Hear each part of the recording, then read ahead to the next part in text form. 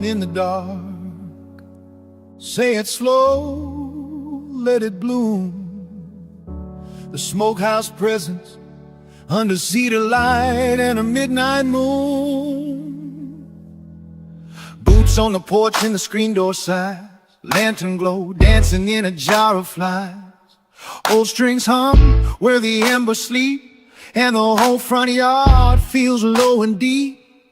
Barrel by the fence and a weathered bench, smell of pine smoke hanging over the fence. A busted old truck in the dust by the shed, and the radio whispers from the kitchen ledge. They come from the highway, they come from the ridge, riding in quiet as the river bridge. Hats tipped down with a grin on half, like they known this place since the first my back. A smoke, a breeze, and the cold stay kind. Every spark moves like a small lost sign. There's a story in the grain of the tabletop, in a slow sweet hush that the night won't stop. Kush and the Cowboy, slow smoke hour. Let it roll, let it glow, let it wash like powder. Kush and the Cowboys, on the stars that burn. We don't chase the dawn, we let the embers turn. Kush and the Cowboys, lean back, stay near. Hear that low sound ring through the cedar air. Kush and the Cowboys in a warm haze ride, with the whole world soft and the night outside. Miss Rose at the door with a tray of light, cornbread gold and a mason jar bright. One boy laughs with a chip in his tooth, says the world gets kinder in the smokehouse roof. There's a slide guitar crying from the back, like a train on a line that don't look back. And the boots tap time on the plank wood floor, while the moon hangs low by the kitchen door. The yeomen out with their coffee cups, saying pass that flame, let the past wake up. There's a long drawn piece in the evening's hand, like a slow sunrise on a desert land. And the girls in denim with their hairpin loose, got a windbone shining a sweet sad truth. Every laugh falls soft in the drifting haze, like a memory caught in a copper blaze. Kush and the Cowboys, slow smoke hour. Let it roll, let it glow, let it wash like powder. Kush and the Cowboys, under stars that burn. We don't chase the dawn, we let the embers turn. Kush and the Cowboys, lean back, stay near. Hear that low sound ring through the cedar air. Kush and the Cowboys in a warm haze ride, with the whole world soft and the night outside. If the road gets wild and the miles get cold, come back to the fire where the hush takes hold. Let the smoke curl up like a prayer in the trees, let the hard world fade in the evening breeze. One deep voice calls from the timberline, and the whole porch answers in a slow unwind. No rush, no dust, just a steady flame, only the night and the ones by name. Kush and the Cowboy, slow smoke hour. Let it roll, let it glow, let it wash like powder. Kush and the Cowboys, under stars that burn. We don't chase the dawn, we let the embers turn. Kush and the Cowboys, lean back, stay near. Hear that low sound ring through the cedar air.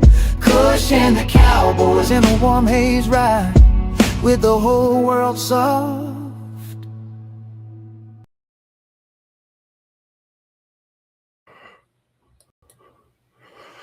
What's the deal? What's the deal? What's the deal, Cowboy Nation? How's everybody doing this morning? My guy, Angry Cowboy fan up in here. What's the deal with everybody? How's everybody doing this morning? Nah, man, you know, I can't complain. Another beautiful morning above ground. You know what I'm saying? Represent the Dallas Cowboys for training camp. Yes, sir. Yes, sir. Yes, sir. Training camp is starting. Training camp is starting, I believe, today. Oh, boy. I mean, we got some good nuggets yesterday from Jerry Jones and Stephen Jones and Jane Slater. I had to throw her in there because she started this mess.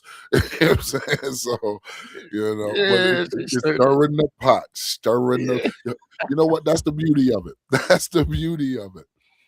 Absolutely. Jerry, you don't have to stir the pot this time. Jane's going to do it for you. But yeah, man, how's everybody, man? How's everybody in the chat? Let me go over to the chat, talk to everybody, man. Let me see here. We got Oscar Perini. What's the deal with you, bro? Jeremy Betts. How's everything this morning? All is well, sir. All is well. Vinny Hagan, always in the building. You know what I'm saying? Carlito Cash. What up, bruh? Bot Rex. How's everything this morning? 864. Saw you on Henny's stream. Always a good time when you're around. You keep it funky. You stick to your guns, and I appreciate that. Let me see. Who's this? Reginald Mims, my guy. How's everybody this morning? It's good to see you. Big Dow, 8604. What's the deal with your Big Dow? You know what I'm saying? VD, of course, I tried my best to make it as catchy as possible. You know what I'm saying? Mhm. But AI has a funny way of making things work. You know what I'm saying? So hallelujah. What's the deal, bro? It's good to see you. Lead Commander. Hey. How are you, bro? How are you today? Back in another Cowboys stream, and I understand why you're here. It's cool. You know what I'm saying? Like, let me see. Let me see. Who else we got up in here? Who else we got up in here? D Shift. What's the deal, brother? What's the deal, brother? You know what I'm saying? So, I understand that as you saw the thumbnail, we have a guest that is to be joining us at some point. He is not here yet, but until he gets here, you get to deal with me and my guy Angry. You know. You know what I mean? So what did you take from Jerry's comments yesterday? Bro, Mr. change. Mojo, change. One word, change. And he just seemed, and I'm not glazing, please don't think that I'm glazing Jerry Jones or anything like that, but when he does do good things, I got to give him props for it, because I can give him hell when he does bad. This man was up there minimal and stuttering and stuff, and like when that's happening, he's trying to find the answers to the questions, because he's trying to maybe go around the question or something like that. But yesterday it was like everybody was calm, cool, concise. Everybody just knew what they were up there to talk about and knew the questions and everything. Like, bro, it was dope. It was dope. Yeah, I got some pretty good nuggets from it. I mean, you know, when Miss Jane Slater, slaying Jane Slater, shout out to her. When she decided she wanted to ask a certain question about a certain someone, I'm not going to dive too far into the name.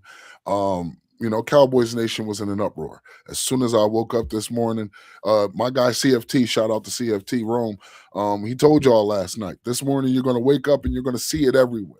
And already Get Up is on their shit. Okay. Already Get Up is on their shit, bro. So when it comes to Mr. Crosby, it's not a bad look. Okay. It's not a bad look. But we all saw the same thing. What is today? Wednesday. We all saw the same thing Monday. Someone requested a trade. Okay. And I'm a big believer in that person, because I think me personally, I think he adds an element to this team, an element of versatility to this team that is sorely needed. Now, I understand we already have DTs, but if you look at the last four or five Super Bowl champions, they had DTs. They had super DTs.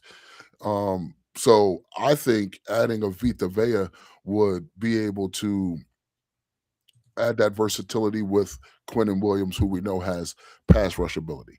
Kenny Clark, who also has pass rush ability. You and I spoke about this yesterday at length. You know what I'm saying? Mm-hmm. The things that you can do when you have a body like that. Now, we get it. Vita Vea is not a every down DT. Nah, he's there for a purpose. Stop the run. Stop. Absolutely. No one's running on you when you have big old Vita Vea, Mr. 50 right in the center, Quentin on one side, and Kenny on the other. No one's running on you. And it does more than just that. It also creates one-on-one matchups for your outside linebackers. And then you got to think about it. You see Jay Sean Barham, you see D Winters, you see DeMarvion Overshown. At any time, they're going to be super clean. They're going to be super clean. You know what I'm saying? So that adds an extra added pressure on the opposing offense. So that's just where I'm at with it. That's how I feel. I mean, I have to agree with you. I kind of said it on X as well. I was like, shit. man, what happened? Damn. All right, so He had to cancel. No, it's not that he had to cancel. 10 a.m. Central Time. Oh, I thought when he said CT, he was in Connecticut. no. My Central. apologies. It's only an hour behind, man. Yeah, God damn it. He's like, God yo, damn it, dog. it's 9 in the morning over here. Yeah. All right. So, I mean, we could pivot. Yeah. He's texting me back right now. Yo, we entertain, baby. We entertain. That's what we do. We go live all the time without people interviewing. So This is true. for an hour, we could just kick it with Cowboys Nation, talk about the press conference yesterday, and then at the hour mark, I mean, shit, man. Look, we got all all right. Shit. Hell yeah, it works for me. Guess what? We're having a 2-hour show today, guys. So prepare yourselves.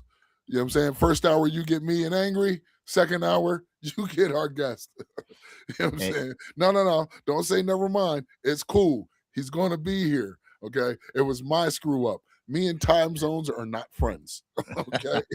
Me and time zones are not friends. See, but the cool thing about Cowboys Nation is, bro, the other night I was on a 4-hour NFC East roundtable, and they all was there. 4 hours. They all was there. Dope. So 1 hour wait, hey, I think they're going to be there too. It's not a bad deal. It's not a bad deal at all. You know what I'm saying? Likewise, I live in reality as well, sir. And my reality is me and time zones are not friends. Okay. I thought CT meant Connecticut. Right. Which it does. But but hey, it is what it is. That's life. You know what I'm saying? Sometimes you just got to pivot a little bit. It doesn't mean that you're not going to get what you came for. You just have to wait a little longer. No, man. Anticipation. I mean, we all want $1 million. Sometimes you got to work a little harder for it. It's not a big deal. You know what I'm saying? Absolutely. Yo, Mr. Mojo, you said, I still wonder why Ravens pulled out on the Crosby trade. They pulled out because that medical came back. The medical came back and had a huge concern with his knee, and he didn't pass the physical. So if you don't pass the physical, that's putting blind faith. You know what I'm saying? It's putting blind faith in a player that may not be able to return back to the field. But thank goodness for, any football fan, but most importantly, Max Crosby, it was nothing, and he's returned back to the field, and right now plans on being a huge contributor to the Las Vegas Raiders defense. Indeed. I mean, look, let's be honest. Like we understood what was going on last during the off season, shall I say. We knew that he had surgery, and we knew that it was going to take some time for him to get back. Okay. Now the Ravens, I don't want to say jumped the gun, but they wanted their guy. So they went and tried to get him. You know what I'm saying? And the medicals didn't come back. The medicals didn't come back right. So, they pivoted. They wanted their refund, and they pivoted. They went and got Hendrickson. There it is. They went and got Mr. Hendrickson, which is fine. They pivoted. That's just how life works. You know what I'm saying? Sometimes you're not going to get everything that you want when you want it. You know what I'm saying? And to hear Jerry say, we never pulled back. We never gave up. We never took a step back from it. That adds a vote of confidence, not just in their ability to want better for the team, but knowing that even when they can't get something, they're still going to work hard at it. You know what I'm saying? Like that's one of the things that we've been negative about when it comes to the Joneses in the front office is, oh man, they don't do anything, they don't make any moves, yada yada yada. Well, they're trying to make moves. We tried to get Nakobe Dean. He didn't want the Cowboys. We tried to get the guy out of Green Bay, that linebacker. He didn't want the Cowboys. You know what I'm saying? Like sometimes that shit happens. You know what I'm saying? It takes two people. Yeah. Jerry Jones in the front office really have some reconstruction to do for the Dallas Cowboys to be that official landing spot like it was back in, the late 90s, early 2000s. Yeah, you got players out there that, oh man, I'd love to play for the Dallas Cowboys, but it's not as prevalent as it was back in those days. So We got some renovation to do in the Dallas Cowboys organization before it's that hot spot destination like it's Cancun. Indeed, indeed. Eagles Drew, what's the deal with you? It's nice to see you. Next level, Lloyd, what's the deal, my guy? How are you today? You know what I'm saying? There was a few more people who snuck up in here. Common Sense Lab. You know what I'm saying? Ewing, 1985. All right, so Ewing, 1985. KH, 8648. What's the deal with you, bro? Ewing, 1985. Can I ask a question about your name, sir? Does that mean you're a Patrick Ewing fan? Because if you are, I'm sorry. I'm sorry that I'm a Michael Jordan fan, and Michael Jordan literally picked on Patrick Ewing his entire basketball career. I'm sorry. I'm sorry. But Ewing was a hell of a player. He was a hell of a player. Top 75. I mean, 75 greatest players. So not taking nothing from him. He just got terrorized by Michael Jordan a lot. Yeah, I mean, you can't take anything away from those guys, man. Especially the Knicks, Charles Oakley, Patrick Ewing, John Starks. You know, that era. Yo, Anthony Mason, shots fired. Like, yo, Anthony, man, he was one. He was one you didn't want to cross on the basketball court. But we're not here to talk basketball. We're here to talk Cowboys. You know what I'm saying? Absolutely. So I decided I wanted to pull out, in lieu of the guest that we have today, I wanted to pull out a little something. Ooh, the crispy clean. Yes, sir. I wanted to pull out that good golden black 88. I'm definitely going to wear this during the joint practice with the Saints, just to troll a little bit. But you know, I had to pull it out. It's a beautiful one. It's one of my favorites, and why not? You know what I'm saying? Why not? You know, I'm curious. You know, the Dallas Cowboys, they can make it to where they got the color rush, the white out. But when can we get a blackout? You know what I'm saying? When can we get an all blue? Black on blue? Yeah. Or blue on black, shall I say. You know what I mean? Black total, blue letter. That would be fucking gorgeous. That would be gorgeous. Man, I'm trying to see it. Like back in the 90s when they came out with the jerseys with the stars on the shoulders and everything, I was like, oh man, I got to get one of those. I ended up getting a starter jacket like that. I'm waiting for them. Go ahead and hit us with something new. Please. You know what I'm saying? I mean, don't get me wrong. Something new. I love the classic blue and white on blue. I love it. Yeah. But let's get up with the times. You know what I'm saying? Who has some gorgeous, as much as I can't stand you Commanders, those those Jones is crazy. I love the Commanders inaugural Jones. The black Jones, oh, bro, they're gorgeous. They are good. Yeah, the black with the gold and burgundy trimming. Yeah, man. I can't stand the Commanders, but that's a gorgeous jersey, bro. Like, I can't stand the Pigeons, but they're black Jones. They're sexy. You can make the same case for the Detroit Lions. Man, those are gorgeous. Yeah, I'm a big Jersey fan. You know what I'm saying? I'm a big Jersey fan. Who else walked up in here? Mr. Mojo. I saw a few more. Timo, what's the deal? I know I saw somebody else walk up in here. You know what I'm saying? I appreciate y'all talking to everybody in the chat. You know what I mean? Show that respect for everybody. Cowboys Keystone. There he is. What's the deal, my guy? It's good to see you, bro. We got Sub-Zero. You know what I'm saying? Oh, we must have been born in the same year. That's what I'm talking about. We got Sub-Zero Prime in the house. Oh boy, what's the deal with you? What's going on with your Sub-Zero? Yo. It's good to see everybody up in here this morning. Everything beats the Kelly Green. Everything beats the Kelly Green. Yo, get out of my head. Yo, I was thinking that. I was like, man, I like the Eagles jerseys except for that nasty old Kelly Green jersey. That is gross. It looks like bird shit mixed with puke. I'm just saying. Well, yeah, I mean, you know. Like I give it props. I give y'all props on the jerseys, but that one jersey, y'all need to go ahead and trash them things. Unless it's the Kelly Green on white, like y'all trying to get this year. then I can okay, that's a dope jersey. I've owned one Eagles jersey, one piece of Eagles, yeah, in my entire lifetime. Want to tell you why I did it? Want to tell you when I did it? I did it the year they traded To to the Cowboys. Oh, what, you just got it to get a Just to TO get a jersey? To, just to be a dick. Just to be a dick. Just to be. I burned it later, but yeah, just to be a dick. Okay, Yeah, it, I it can't, burned. bro. It burned. It really My, burned my skin. Like I didn't wear it often. I really didn't.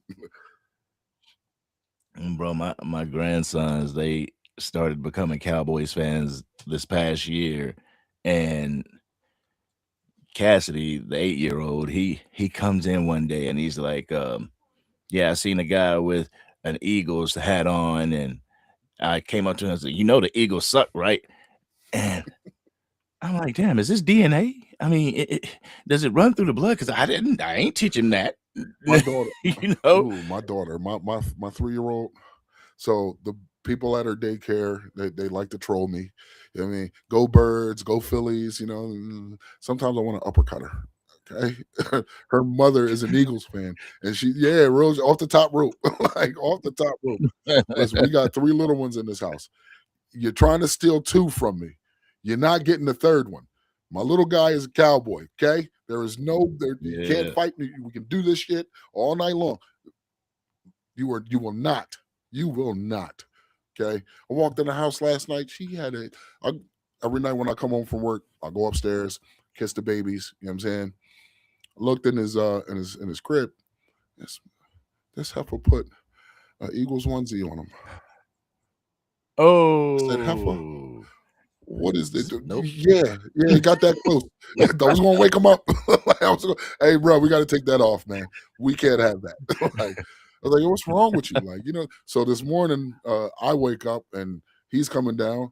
He's got on his Savannah banana shirt. I'm like, good. She took that shit off. He does not need to wear that crap. Mhm. Like,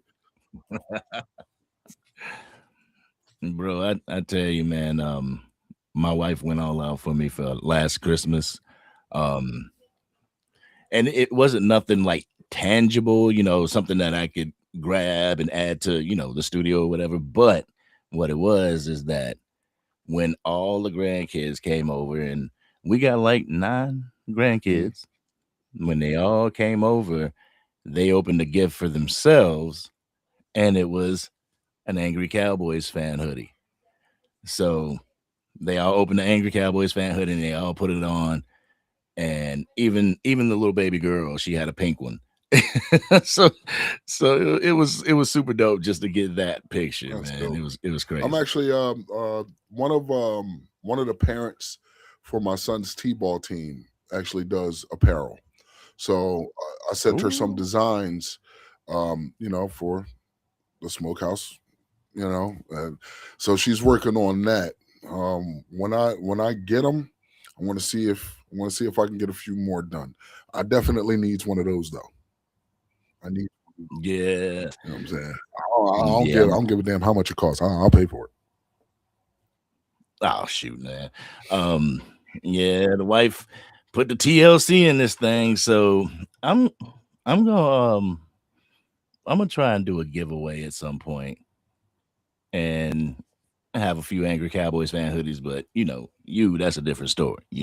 Likewise. But yeah, I'd like to try my hand at some merch. You know what I'm saying? For the family that keeps coming to see us every day. You know what I'm saying? So they deserve it. You know Yeah, what I mean? And yes, I will try to make it as affordable as possible. I don't want to break your pockets. You know what I'm saying? I want you to right. be able, if indeed you want to rock some smokehouse gear, you know what I'm saying? Like I want to make sure that you get the best quality at a very reasonable price. I don't want you to have to, spend $25, $30 for a t-shirt. That's fucking crazy. You know what I'm saying? Like Exactly. 10, $15, I think that's reasonable for a t-shirt. You know what I'm saying? 20, 25, maybe even $30 for a hoodie. I think that's reasonable. You know what I'm saying? 15, $20 for a hat. I think that's pretty reasonable. You know what I'm saying? Like Shoot, all those hats you got on the back in the background, them things was $35 or Yes, they more. were. Yes, they were. And I made sure I paid for it. Actually, no. No, I got them Oh, wholesale. I got them oh wholesale. shoot, what? I think I spent in total $95 for 2, 4, 6, 8, 9. $95 for 9 hats. What? Yeah, I got them wholesale. Oh I man, look, listen. I'm doing You, something wrong. people may scoff. I'm a cheap nigga. Okay, like I ain't gonna sit here and hold you. I ain't got no money. Like I work a 9 to 5, and I pay the property taxes and all that. You know what I'm saying? So I got to get it how I can get it, and if Yeah, I can get it that way, you know what I'm saying? yeah. Oh hell yeah, next level, I got you, bro. Hell yeah, I got you, bro. Don't you worry.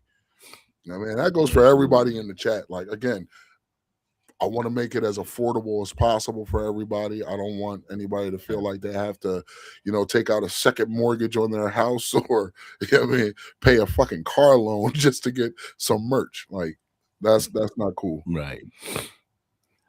Right. And right now in this day and age, like making the merch and getting the wholesale from across seas, it's really it hits the For sure. pockets. So I know for myself what I'm trying to do because I've had people ask like, "Yo, where can I order one of them Angry Cowboys fan hoodies?"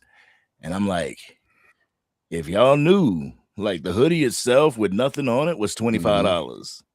Then to get the lettering and stuff, that was another $20.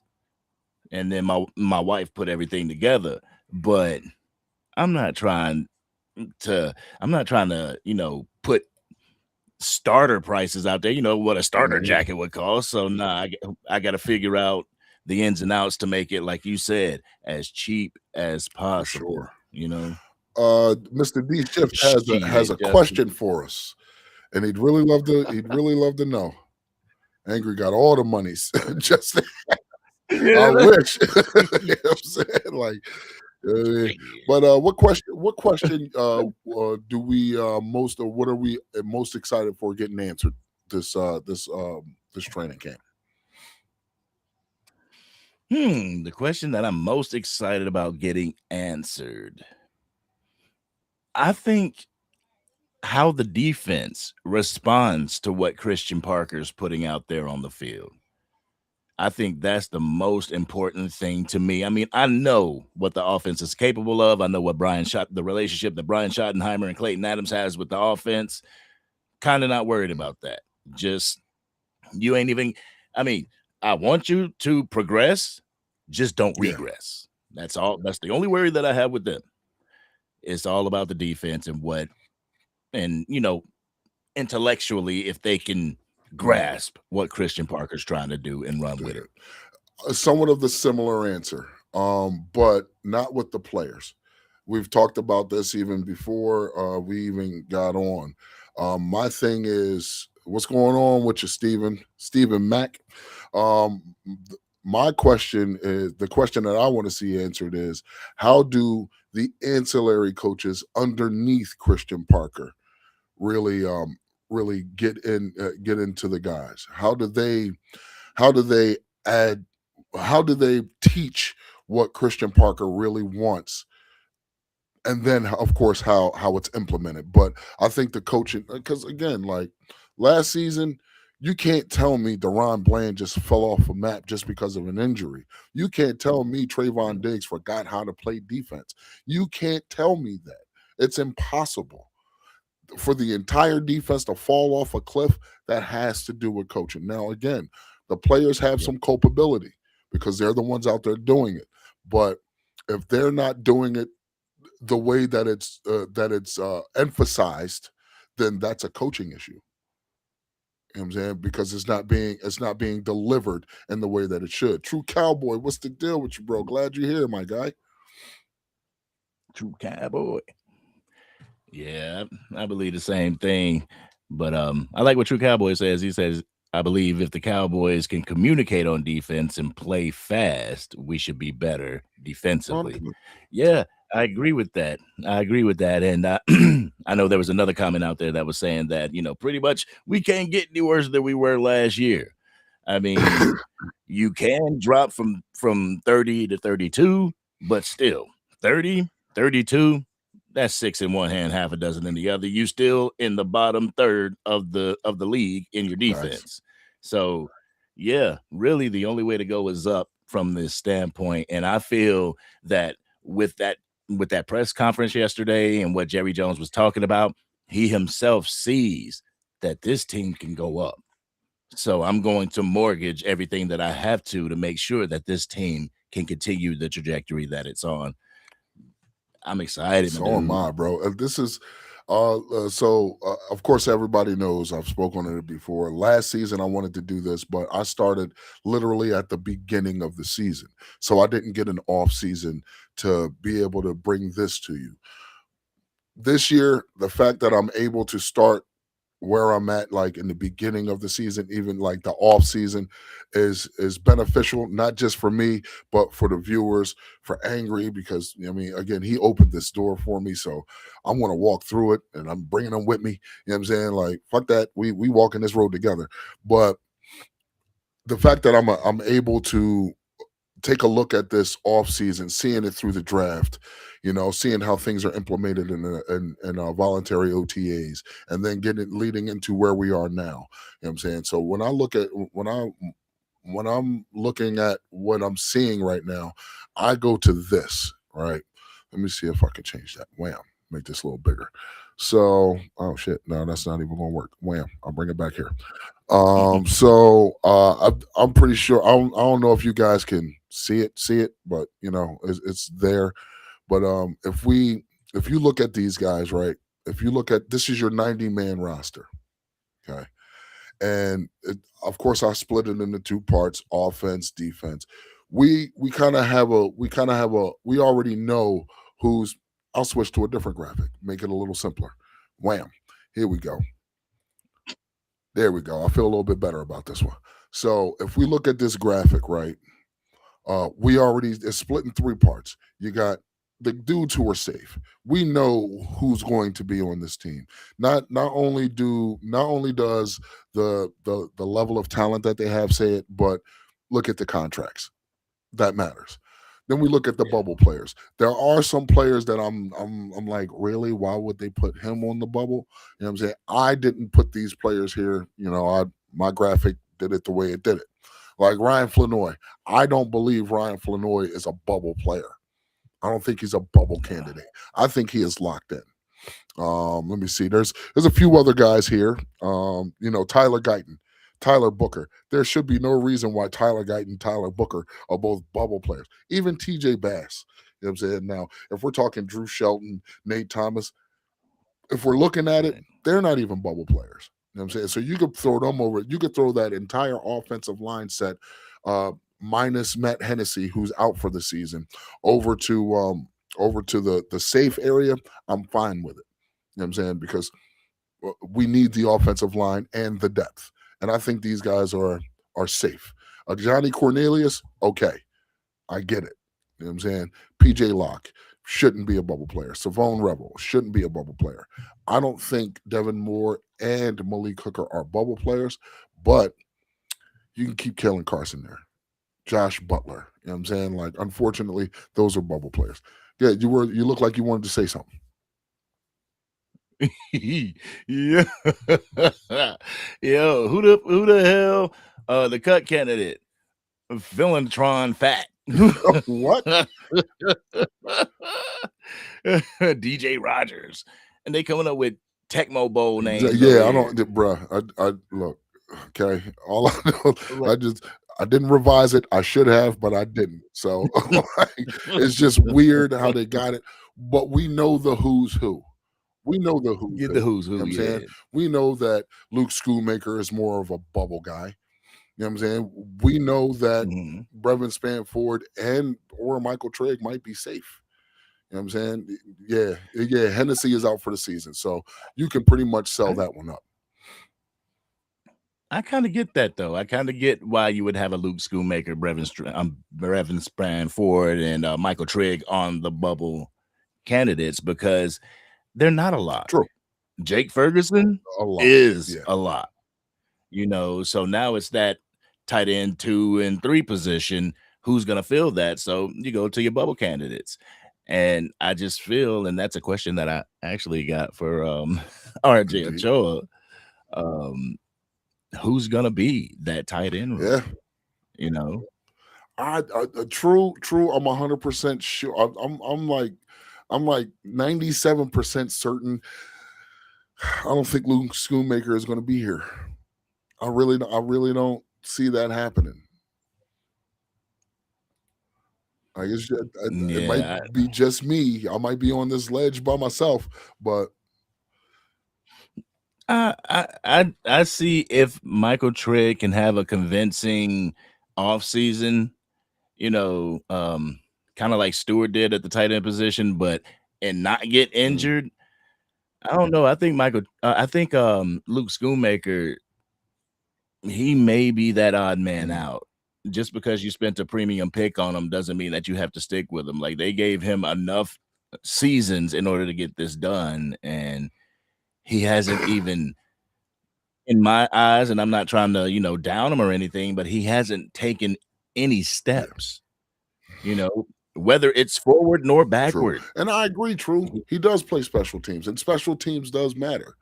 But say Michael Trigg walks in the door and he's better on special teams.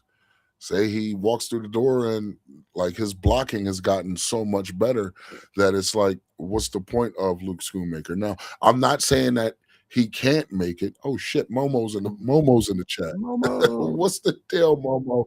Hey, Lead Commander, you're not alone anymore. You're not alone anymore. And now you got somebody here with you. You know what I'm saying? 2 burgundy bandits in the same room at the same time. But yeah, like when I'm looking at the tight end, competition, even DJ Rogers has an opportunity to make a move and push somebody off the roster. You know what I'm saying? Let's be honest, nobody but the safe players are safe. Nobody. You know what I'm saying? Like if Shadi is true about his competition, nobody's safe, but of course you're safe players. You know what I'm saying? So if we look at the wide receiver room, if you're looking at the wide receiver room, who do you think leading up to I'll give it a week. Who do you think within the next week will make the hugest jump or make the most noise leading up to week 2 of training camp? I think the ones that you have at a lock position, like, they're going to get reported on as like, they do that. That's what they do. So I feel that a lot of people are going to give those UDFAs and, the later round picks that type of attention. You might hear Anthony Smith going at it, blah, blah, blah. Is he going at it enough to beat out Trayshawn Holden? Yeah. You know what I'm saying? Because Trayshawn Holden's second year going in with the Dallas Cowboys, he was also going at it last training camp. True. So if he has a good training camp this year, he's able to play special teams. I see him beating out a rookie from this year. I dig it. I can see that. I mean, another year in, he's got some form of experience. I think we saw him more in preseason. I don't think maybe a game in the regular season last season. I don't think we. Yeah, I think we got not even one. All right. I don't believe he was in a game. All right. Well, I mean, we got to see him preseason. Unfortunately for him, and most of the guys who played in the preseason as far as wide receivers, they had Joe Milton throwing them the ball. So yeah, it's kind of hard to evaluate your guys when the dude throwing them the ball throws nothing but howitzers. I'm saying so. Oh man. And no shade to Joe, because like, don't get me wrong, I love the ability that he has. I do. I love the ability that he has. Does he understand the nuance of the position? You know what I'm saying? Can he make every throw? You know what I'm saying? We know you can throw the deep ball, and we know that you can wire that joint in there in a tight window. But can you lob pass? Can you anticipate? You know what I'm saying? Like, and that's Like, and I think that's one of his shortcomings. You know what I'm saying? The fact that he has such arm talent where everything he throws is just a rocket. You know what I'm saying? Like, anticipation is not even a thing. But when you get into the ends of the quarterback spectrum, you have to understand, when is the good time to just rifle it in, and when's a good time to take a lot off. You know what I'm saying? And for him, you got to take a right, lot off, like a lot. right. You have to with Joe Milton, you really got to ask yourself the question: is he quarterback talent or pure athletic talent? True. Like this man could go out and play basketball with the best of them, or if you're playing a volleyball game, you want him on your team because he can spike the ball great. Is he an overall athlete or is he the quarterback athlete? And I believe he's just the all around Yeah. athlete. Yeah, I mean, you The saw and flashes of that during the season. Even like when he got his opportunities, he's able to get out of the pocket and run. You know what I'm saying? He's long. What is 6'5"? You know what I'm saying? 6'5". I think he runs a 4.40, like arm out of this world. But it's here. It's all up here. yeah, it's the You know what I'm intangibles. saying? It's definitely the intangibles when it comes to Joe Milton. I'm gonna be honest, And Justin Harris. I don't see a bunch of slants being run. Or let me rephrase. I don't think you're going to see George Pickens run a bunch of slants. I don't think that's what you're going to see. We're talking about evolution, right? That was one of the buzzwords that Shotty had in the offseason. We want to evolve. So evolving is taking one thing that you did with one person and completely changing it up. Because if they're going to be watching film, they know most teams know one of two things are going to happen with George Pickens. He's going to run a slant or he's going to run a go ball. Like they know, like, oh shit, George is probably going to run a slant. You know what I'm saying? George is probably going to run a go ball. I think, and the fact that Shotty wants him to move around the line actually ties into the evolution of the position that he's going to be playing. So we'll see. We'll definitely see. We're probably not going to see these guys preseason. You know what I'm saying? But I mean, once the season starts, well, that gives them time. That gives the quarterback and the wide receiver time to gel. That gives CD and George Pickens and Flournoy time to gel. You know what I'm saying? So I'm looking forward to it. see, see, I ain't got no problem with the slants because on the slants you can really build off of that. There was times where I believe it was in the Raiders game where he ended up doing Pickens ended up doing an in route and then it ended up in kind of like a long whip route. Mhm. He went in, he cut in, grabbed the ball, whipped it around, and scored a touchdown off of it.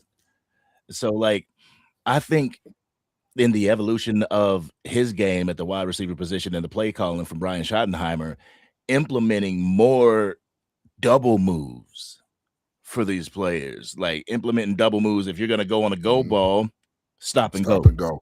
you know? Sluggos, Yeah, yeah. things like that.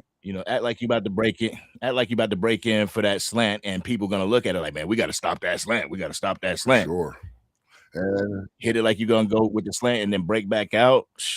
or Man. just elevating his route tree. You know what I'm saying? Mhm. Elevating his route tree would do wonders for this offense because then you can go ahead and slant with any damn body. We already know CD is going to win one on one. From what we've seen from Ryan Flanoy, he's going to win one on one. We already know George is going to win one on one. You know what I'm saying? And you're putting these guys and you're putting the defenses that we're playing into flux. Like, oh shit. All right. CD's moving. Oh wait, no, that's George. Fuck, what are we gonna do? What are we gonna do? Like, I mean, we've seen it Yeah. before. We had that same confusion last season. You know what I'm saying? What was the Green Bay game where you ended up seeing? I think it was Matthew Golden wide open, shifted him over, and there was a bunch of confusion on our side. Next thing you know, you got Matthew Golden wide open straight down the field, or was that Savion? Can't remember his name. He's not a Cowboy. I don't really care. You know what I'm saying? Like, so Yeah. Yeah, like in situations like that, they're going to motion their guys over. It's always a numbers game, and if you don't know how to combat that, that should be coming from your defensive coordinator on, okay, if they motion, this is what you're going to do. But didn't have that communication with Matt Eberflus last year, especially the green dots that were on the field. A guy that he wanted to bring to the Handpicked. Cowboys, Handpicked. so you figured they would be kind of on the same page when it came to adjustments on the defensive side of the ball, but nah. I got a feeling that this year gonna be different Yeah, though. again, it's all about evolution. So if Shaddy really wants to evolve this offense, I'm here for it. I'm waiting to see it. Mhm. I think we're probably going to run the ball a little more. You know what I'm saying? But we'll see. I mean, running back two is from what everybody else thinks is up in the air. I personally think that it's Malik Davis's position to lose. I'm a Really? firm believer in that. Like there's only but so many times you can give a dude a shot, and then he comes in and proves you right. You know what I'm saying? Like what Mike McCarthy didn't do with him, Shoddy is doing with him. You know what I'm saying? What was that? The San Francisco game where Tony Pollard got hurt. So you don't bring in Mhm. Rico Dowdle, but you don't even bring in Malik Davis. But Malik Davis was literally the second best back we had on the team. So we probably win that game if we continue to run. And he's got juice. You know what I'm saying? 3 years Mhm. after that, he's still got juice. Like he walks in, he gets cut. He walks in off the couch, 5 carries for 66 yards. And last season, almost every time he touched the ball, it was a house call. You know what I'm saying? Mm. So, I mean, I think it's his to lose. Bro, as much as I want to agree with you, as much as I want to put Malik Davis in that running back two spot, like I don't think the Dallas Cowboys view him like that. I honestly feel like the Cowboys have friend zoned Malik Davis.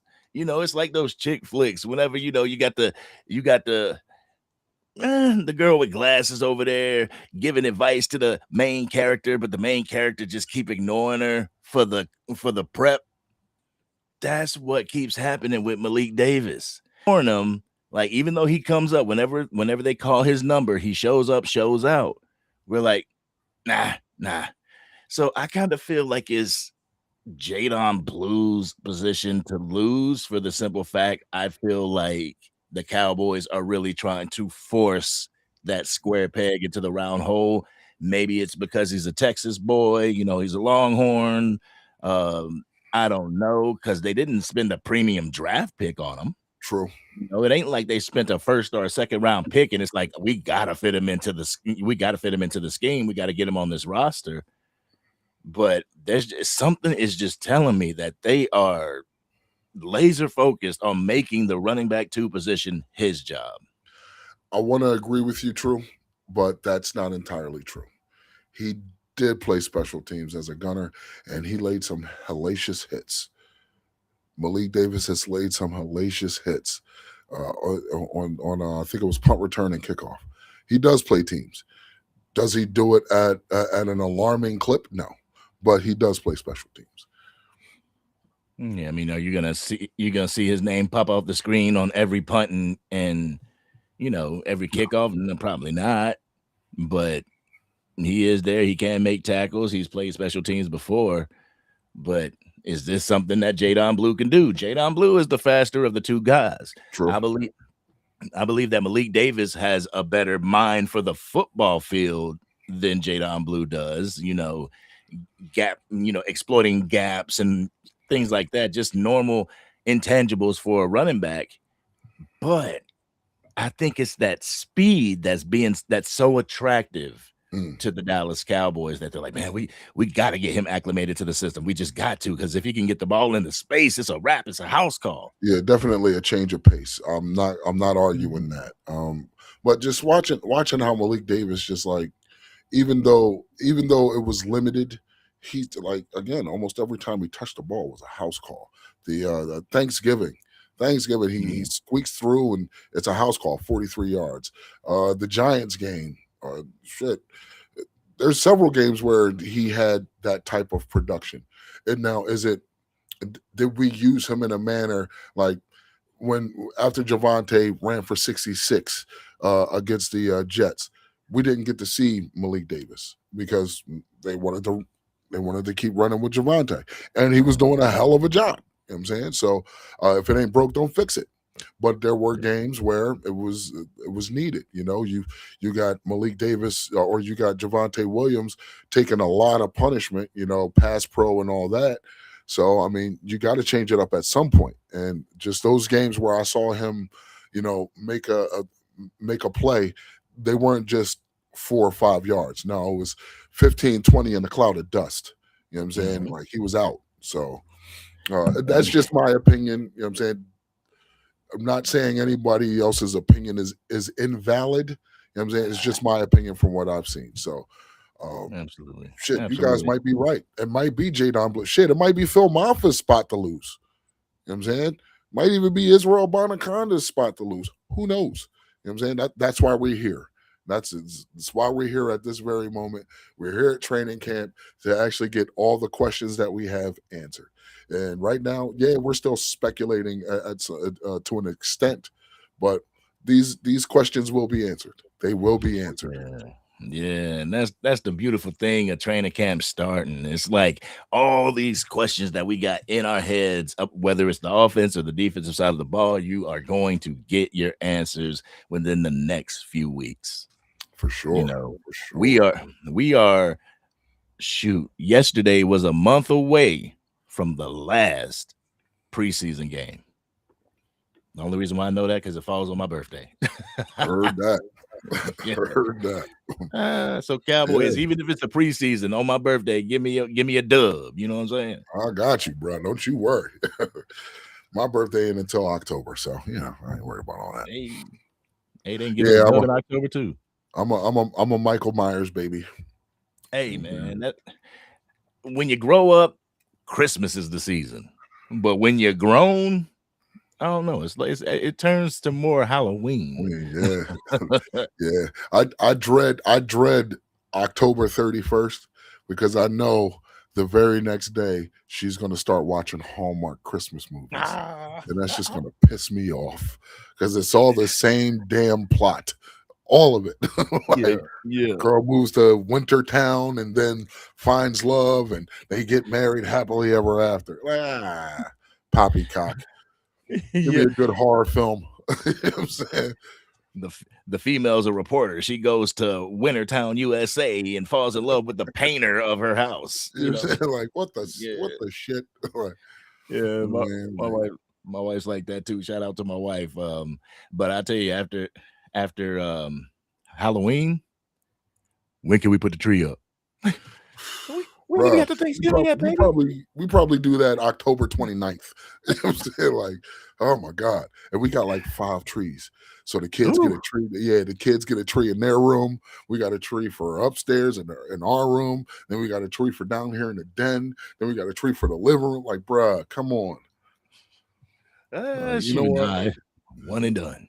Like, look, listen here. Like, if you're gonna wait till I go to work, because like she's meticulous. You know what I'm saying? So I try not to get in her way.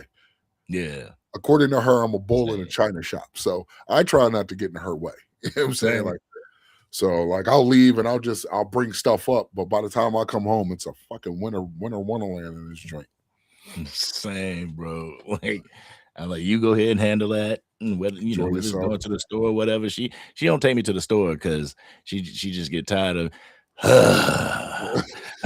looking at the watch and like go to the car. This is why I take my headphones. This is exactly why I take my headphones, bro. Like, because I know, babe, are we gonna go shopping? Shit.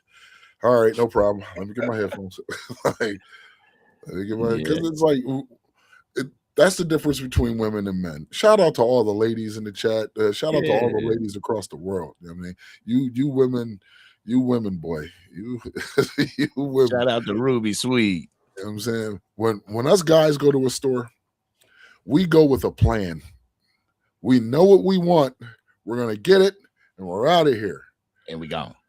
Y'all go with a list, and you deviate from it every time. What is your deal? Like, what is your deal? Like, Like explain that one to me, ladies. Why do y'all deviate from the list that you create? A very meticulous list. You know what I'm saying? But you deviate from it every time.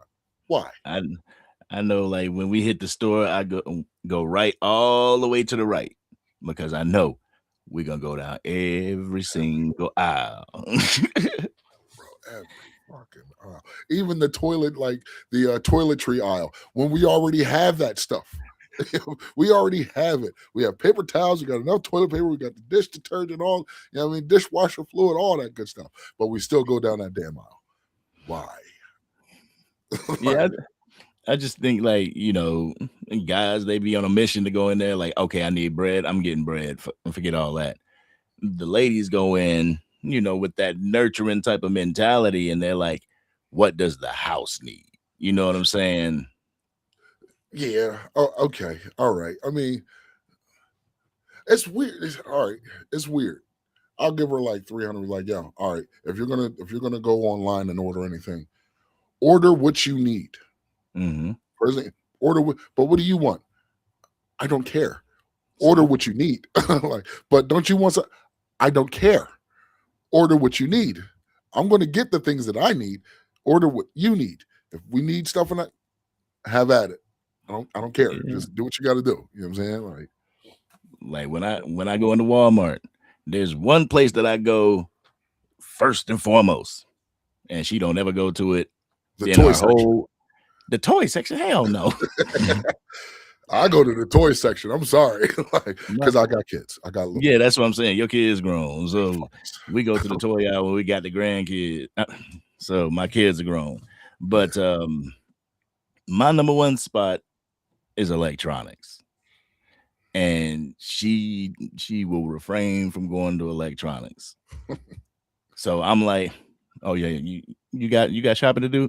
I'll be in electronics. Text me when you ready to go, because I don't want to Indeed, be a deterrent. for sure, for But sure. anyway, we talking I about digress. grocery Let's get shopping. back to Cowboys football talk. You know what I'm saying? It's What do been a you hard guys? What are you day. guys in the chat? What are y'all looking forward to? What questions do you guys have that you want answered? You know what I'm saying? Like, it's not just about us; it's about Yeah, y'all too. absolutely, You know what I'm saying? absolutely. Like, I mean, of course, I want to see what that. I firmly believe that, unfortunately for Mr. Milton, he's going to be an emergency third, Yeah. or not here, because Sam Howell does have the intangibles. You Yep. know what I'm saying, to play the position. He understands the position. Granted, he's looked at as a journeyman, but he understands the position. So Baker Mayfield was considered a journeyman until he found his team. this You is know what I'm true. saying? This is true. Um, Justin said, "Y'all's Walmart got cowboy stuff." I'm gonna tell you this. No, I wish. um, my Walmart has New England Patriots, Boston Red Sox, Boston Celtics. When my wife and I went down to Arlington, and because bro, the stadium is right here. Mm. Across the street is Walmart.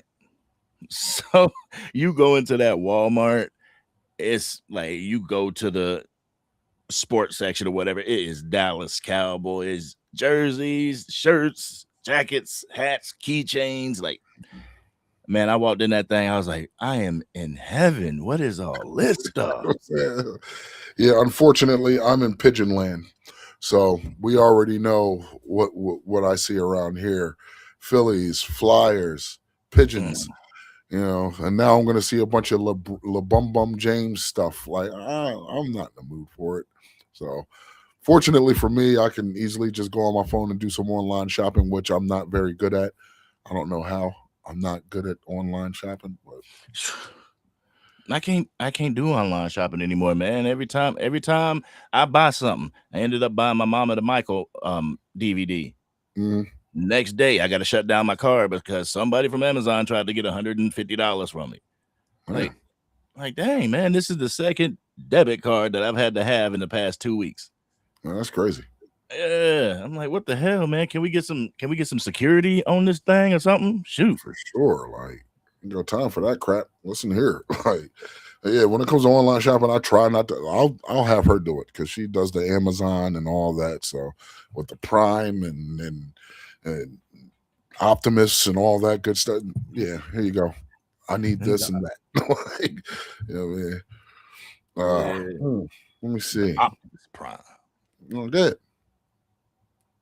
Oh no, I was saying the Optimus Prime. Yeah. Let me see. I mean, when it comes to training camp, like if we look at what Jerry was speaking on yesterday, believe it or not, it really wasn't much. It really wasn't much. I think Jerry is just looking at his mortality in its face.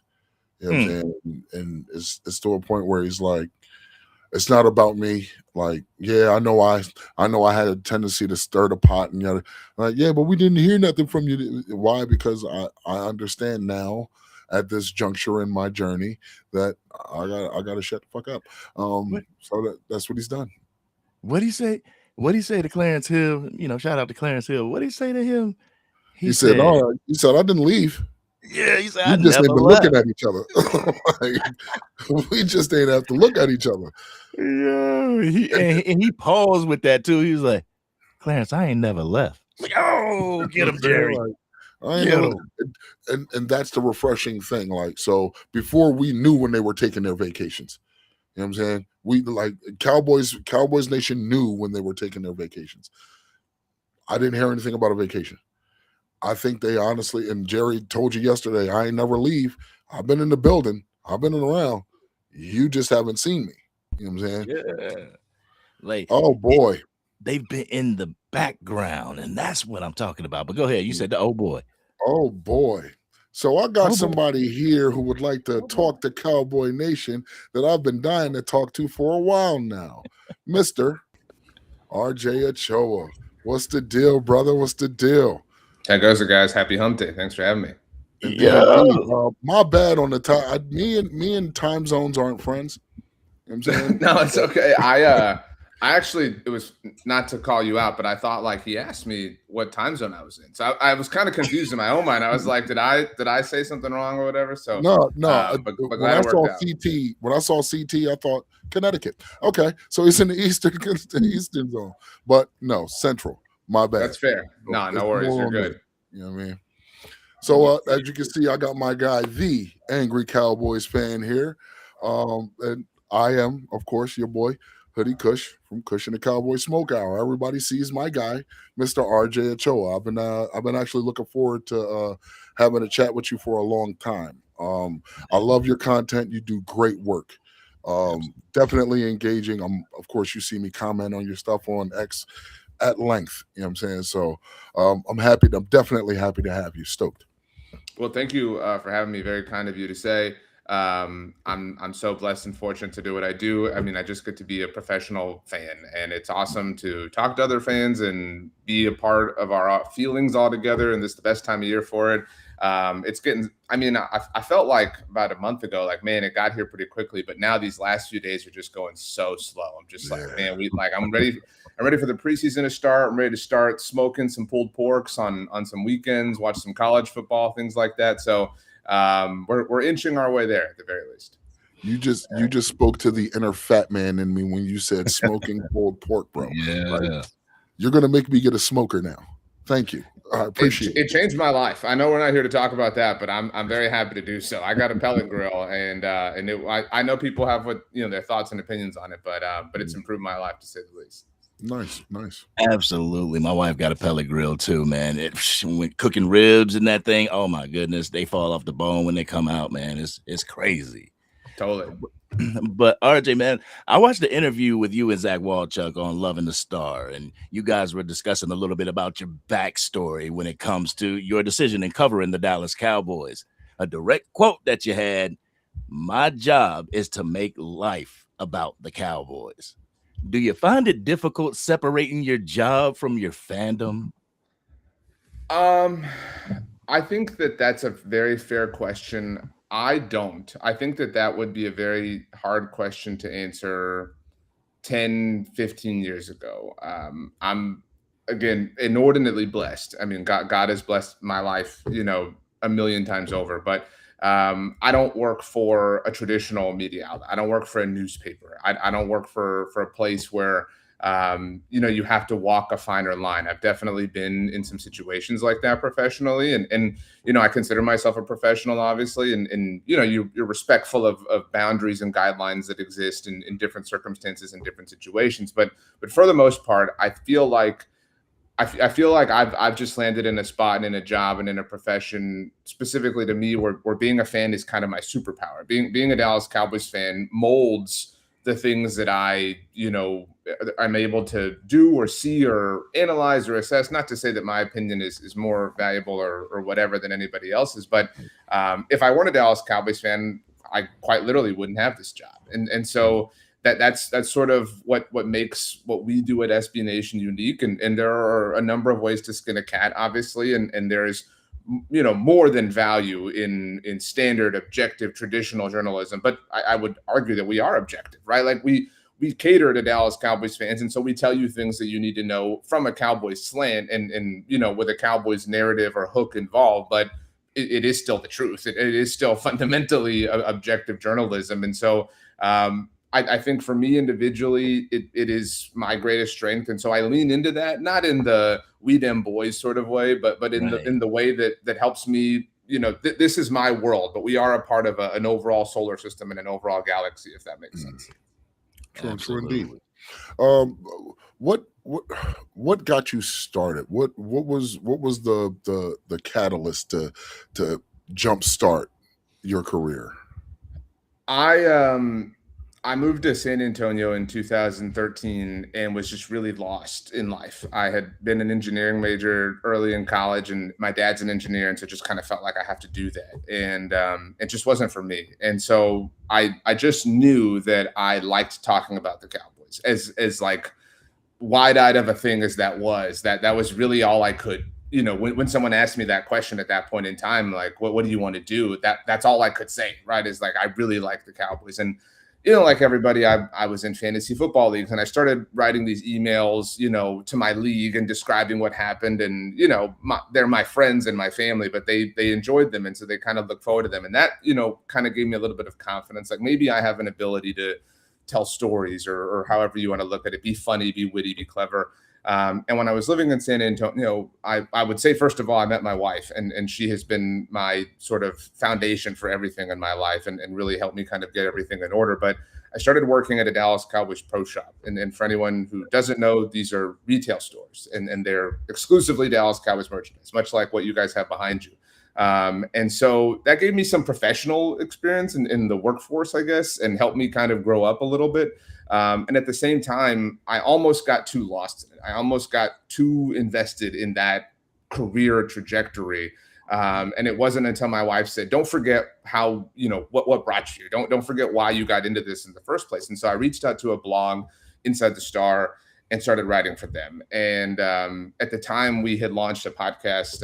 Bobby Bell, who's a good friend of mine, was starting that up. It was called Cowboys Cast at the time. I told Bobby, I said, "Hey, man, anytime you want someone to kind of chop it up with, I would love to do that with you." So started just kind of doing everything I could, podcasting and writing. And I would say the catalyst was a local sports radio station in San Antonio 10 years ago in 2016. Had an open mic competition. They called it Rock the Mic. And it was just a very standard go give your sports take thing.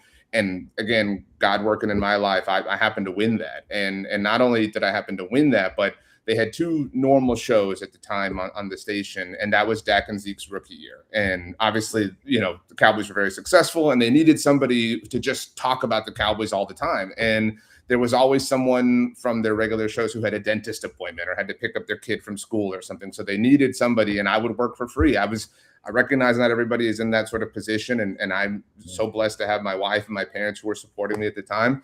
But that really turned into a lot of opportunities for me. They would have Jason Garrett on every Monday. I would get to interview him and kind of learn from the people at the radio station. And later that year, the Super Bowl was in Houston. That was the 28-3 comeback. And they told me, "Hey, look, we can't pay for you to do anything here, but we can get your credential. We can use your hands." And I had family in Houston, so I made the drive myself. I crashed with my family and got to see and learn and just absorb a lot of things. And so I would say that whole experience was certainly catalytic for me, but it also taught me to say yes to everything. And a few years later, I started doing high school stats for them. They would call high school football games on Friday nights, and I would do color commentary, and all at the same time was just being active on the internet, talking to other people like you guys, about the Cowboys, and picking up Twitter followers and things like that. Eventually came over to Blogging the Boys as a part-time contractor. And then in the spring of 2018, a full-time role opened up, and I'd had enough, kind of skins on the wall myself and enough professional experience that it all kind of was the stars lining up for me. And I've spent the last 8 years just trying to be 1% better every day, as much as a cliche as that is. Not too cliche, because I find myself in that same range. I'm trying to be that 1% better at what I'm doing now. I have a regular job. I got 6 kids to take care of, house, all that. You know what I'm saying? And yeah, my wife is instrumental in the things that I do as well. Being in Jersey, I understand that there's hurdles. You know what I'm saying? Like, everybody faces them. And there's things that I would love to be able to have a similar type of start that you had. It's only hard because I have my own priorities. What would you tell someone in, say, my position, who has their priorities but still wants to move forward in this space? Well, I would say I was a single person at the time. I mean, I had my wife. We were dating, but we weren't married, and so that becomes a different responsibility, right? When you're a husband and all of a sudden a caretaker, and I wasn't a father, obviously. We now have a 4-year-old, and so that has changed even how I work now, right? Like now, when he gets home from school, that time is his, right? Like before, it used to just be mine and able to do a lot of things, but he depends on me and he depends on us, and so I fully get. I don't have 6 children. I'm certain that's a hectic thing. So I would say first of all the feelings that you have are not only fair, but they're normal and they're understandable. It's fair to have some sort of, and I don't mean to put words in your mouth, but imposter syndrome or identity crisis or just frustration or longing for this, that, or the other. You see people who you like or whatever online, and you feel like, man, I know I have the talent. I know I have the chops. I know I can do that. Why isn't that happening for me? Why aren't those breaks happening for me? And so I guess what I would say is your path will be completely different than anybody else's. That's also a cliche, but it is incredibly true. And I was living in San Antonio, and I don't live in Dallas now. I've never lived in Dallas. I live in South Texas in the Rio Grande Valley and cover the Cowboys every single day. And COVID certainly amplified our technological capabilities as a society in a different way. But my job was remote even before COVID. Many of us at SB Nation have worked remotely for forever. We have someone who covers the Patriots who lives in Austria. I mean, just as an example. Wow.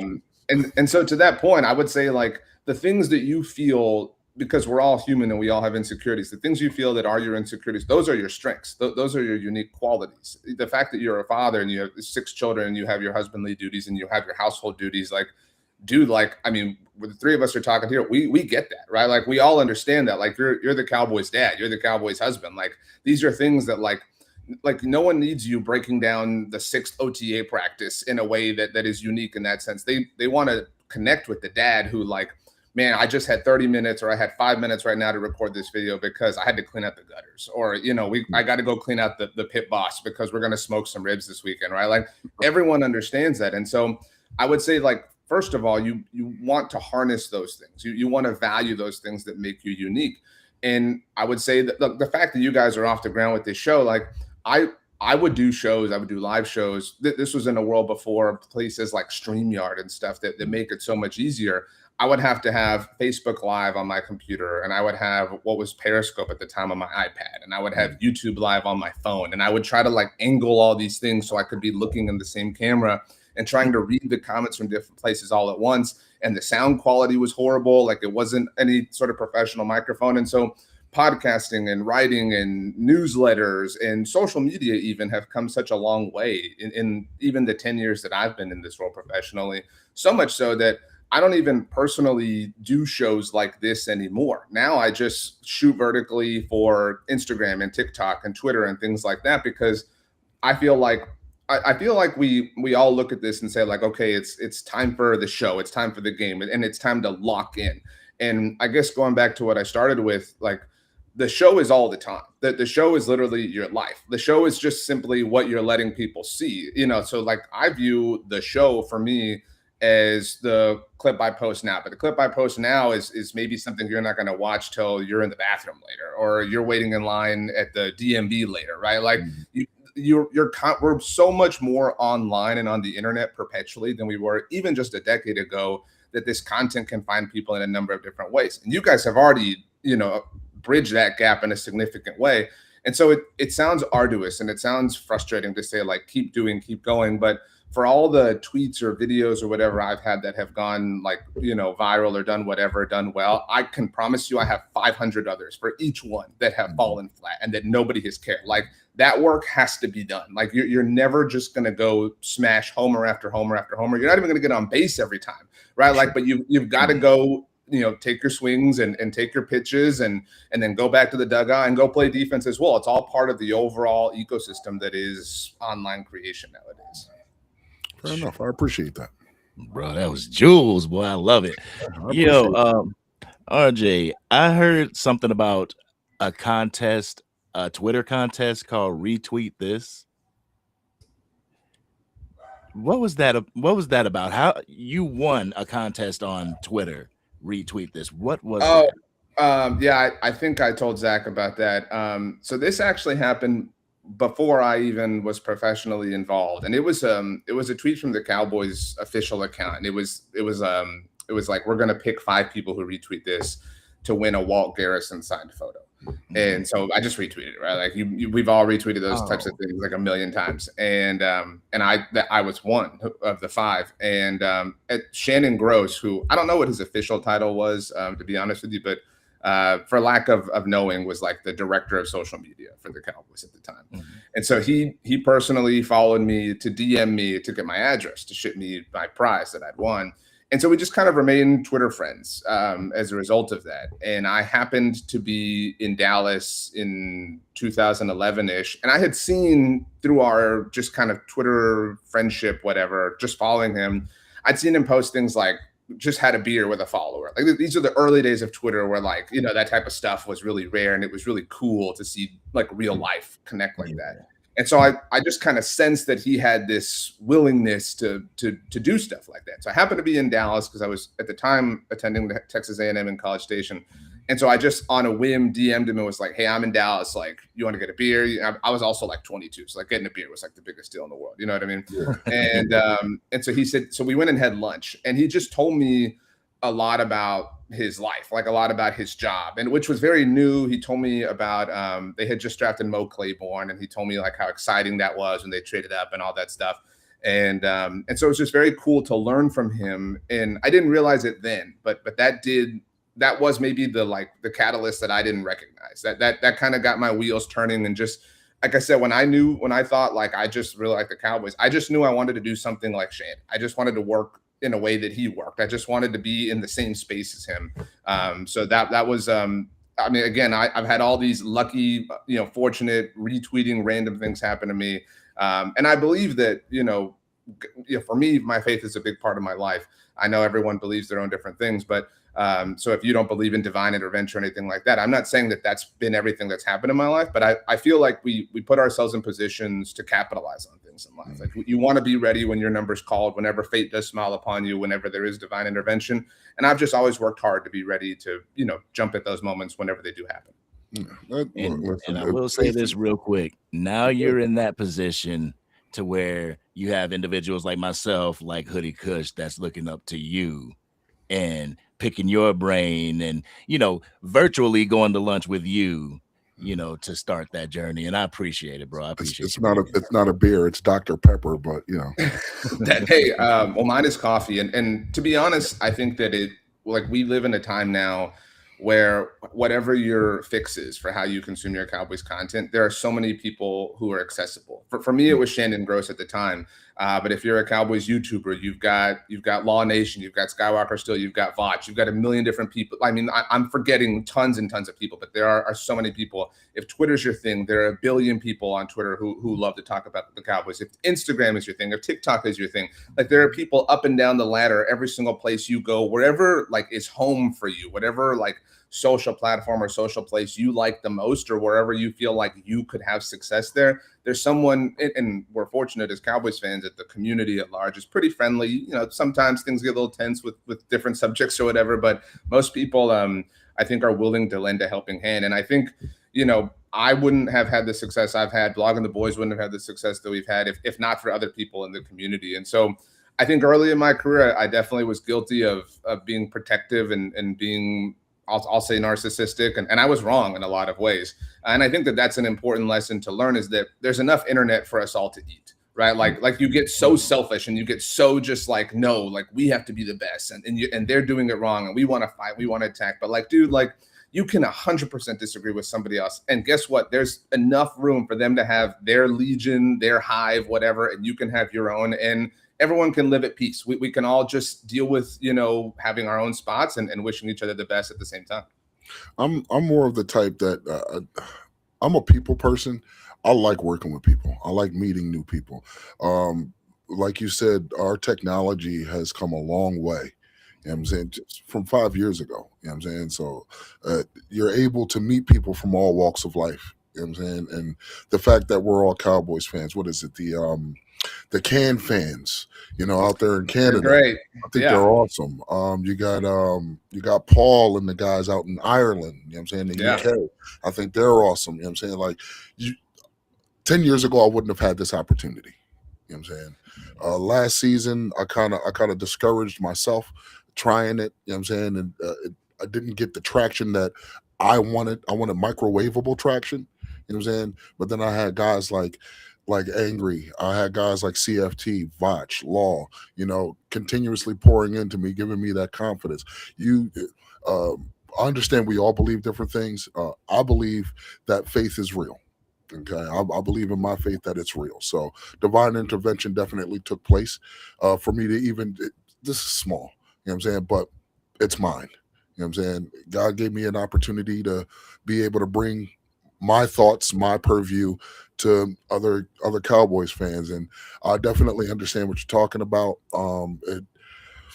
I couldn't ask for anything else, honestly. This has been huge just for me, and to be able to talk to guys like you, Zach Walchuk, you know, that it gives me a sense of validation. Like, yeah, I'm walking the right path. You know what I'm saying? So I wanted to just say I appreciate you watching your content for the past few years. You know what I'm saying? Getting to know you on the screen, not necessarily in person, but getting to know you on the screen, bro. You're very knowledgeable. You know what I'm saying? You have the right mentality. And if I could emulate anything, that would be it. I appreciate it. And my only disagreement is I would not say you're small. I would not put yourself in a box like that. Like, I mean, like, at some point, this was just like a thought in your head, right? At some point, it was like, oh man, like, it would be cool to do this. Like, I don't know who the first, like, maybe it was Law, maybe it was Zach, maybe it was whoever. Like, dude, you were like, I would like to do that. And dude, like, think about like how many different things you've had to overcome to like be right here, right? Like, I understand there are goals and there are benchmarks and things you want to do, more things you want to accomplish and things you want to clear, et cetera, et cetera. But like, you had to set up a million different things. You had to get different equipment. You had to set up your background. You guys had to coordinate. We had to coordinate times. We had a little bit of a bump in the road with the time zone situation, whatever. We don't have to talk about that. But like think about like how many things have had to happen, and not even just like fortuitous things, but how many things you guys had to make happen to make this happen. Like that in and of itself, for every content creator or however you want to label things, there are also like tons and tons and tons of people who don't do it, who won't do it. Not to shame them or whatever, but like there are just people who think about that, who text their buddy and say, we should do this, we should start a podcast, whatever, and then just ultimately don't. And so I love Survivor. It's like kind of a guilty pleasure of mine. And there's a longtime player, her name is Sari. And her whole thing is one day she just decided to apply and she got off the couch. She describes herself. She was a little lazy in life and whatever. And like you guys got off the couch. Like you got off the couch to start doing this. And again, I recognize there are people who you want to emulate. You want to do things. You want to have as many followers, as subscribers, and God willing, you get there and beyond. But you're not small. Like you've already outgrown what was small. And that's an important thing to kind of keep it as your heartbeat, in my humble opinion. No, I appreciate that, bro. Like again, sense of validation. I'm not saying small as in, you know, no. 6'4", 280. I have a booming voice. I have a boisterous personality. Of course, there's stepping stones. Of course, Sure. there's growth to be had, and just starting, getting into the swing of things. I've come a long way since I finally bought my computer. I've come a long way since the first video. You know what I'm saying? I'm learning how to do things that I didn't know how to do. What that kind of psyched me out a little bit. So Yeah. you're 100% correct. I'm not small, you know what I'm saying? But there's growth. There's growth to be had. So I'm not slowing down. Hell I don't yeah, I wanna love slow that. down. I mean, and like, there's no, maybe this is the last like thing I kind of have that I feel like is important. Like I chased being certain people for a while. I chased writing like certain people, or sounding like certain people, or reaching certain numbers or certain followers or whatever. And I do think goals are a good thing, right? Like certainly. But I think what really finally freed me was, and I recognize people have different responsibilities, like we talked about, like fatherhood and being a husband and household duties and whatnot. And that changes, the necessity of goals, obviously, for people. But what really liberated me was just like, man, I'm just gonna like do it my way. And there, will be people who do not like that, and that's okay. I've been blocked by a lot of people on Twitter. Like and that used to bother me for a long time. And I would be lying if I said it, if I find someone that blocked me, it didn't still like be like, man, what the heck? Like, but I'm just not for everyone, right? Like, I don't like everyone. I don't like every style of content. And you Right. just like that's that's okay, right? Like, it's okay if someone is not your cup of tea, if I'm not someone's cup of tea. And so, and that's not to say like my cup will definitely be loved by these people or whatever. It may not be loved by anyone. My wife and son may be the only two who truly do love it. But I would rather live and operate that way than chase being something that isn't true or authentic to me. I know, Exactly. again, these all sound like cliches and stuff too, but be your own self. Be Hoodie Kush. Be angry. Be, you know what I mean? Like, be y'all's selves, because there's no one else doing it that way. You know what I mean? There are people doing it my way or whatever way, but like, there's no one doing it y'all's way.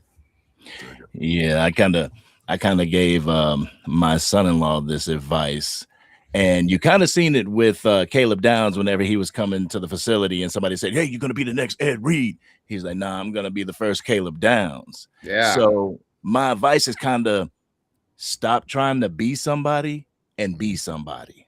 Yeah. You know what I'm saying? And that's where I'm at with it. It's like, I understand who I am. I don't understand who CFT is. I don't understand who Angry is. I don't understand who Archeo Joe is, even though we're getting to know each other right now. Right. But I know who I am, and who I am is I'm Hoodie Kush.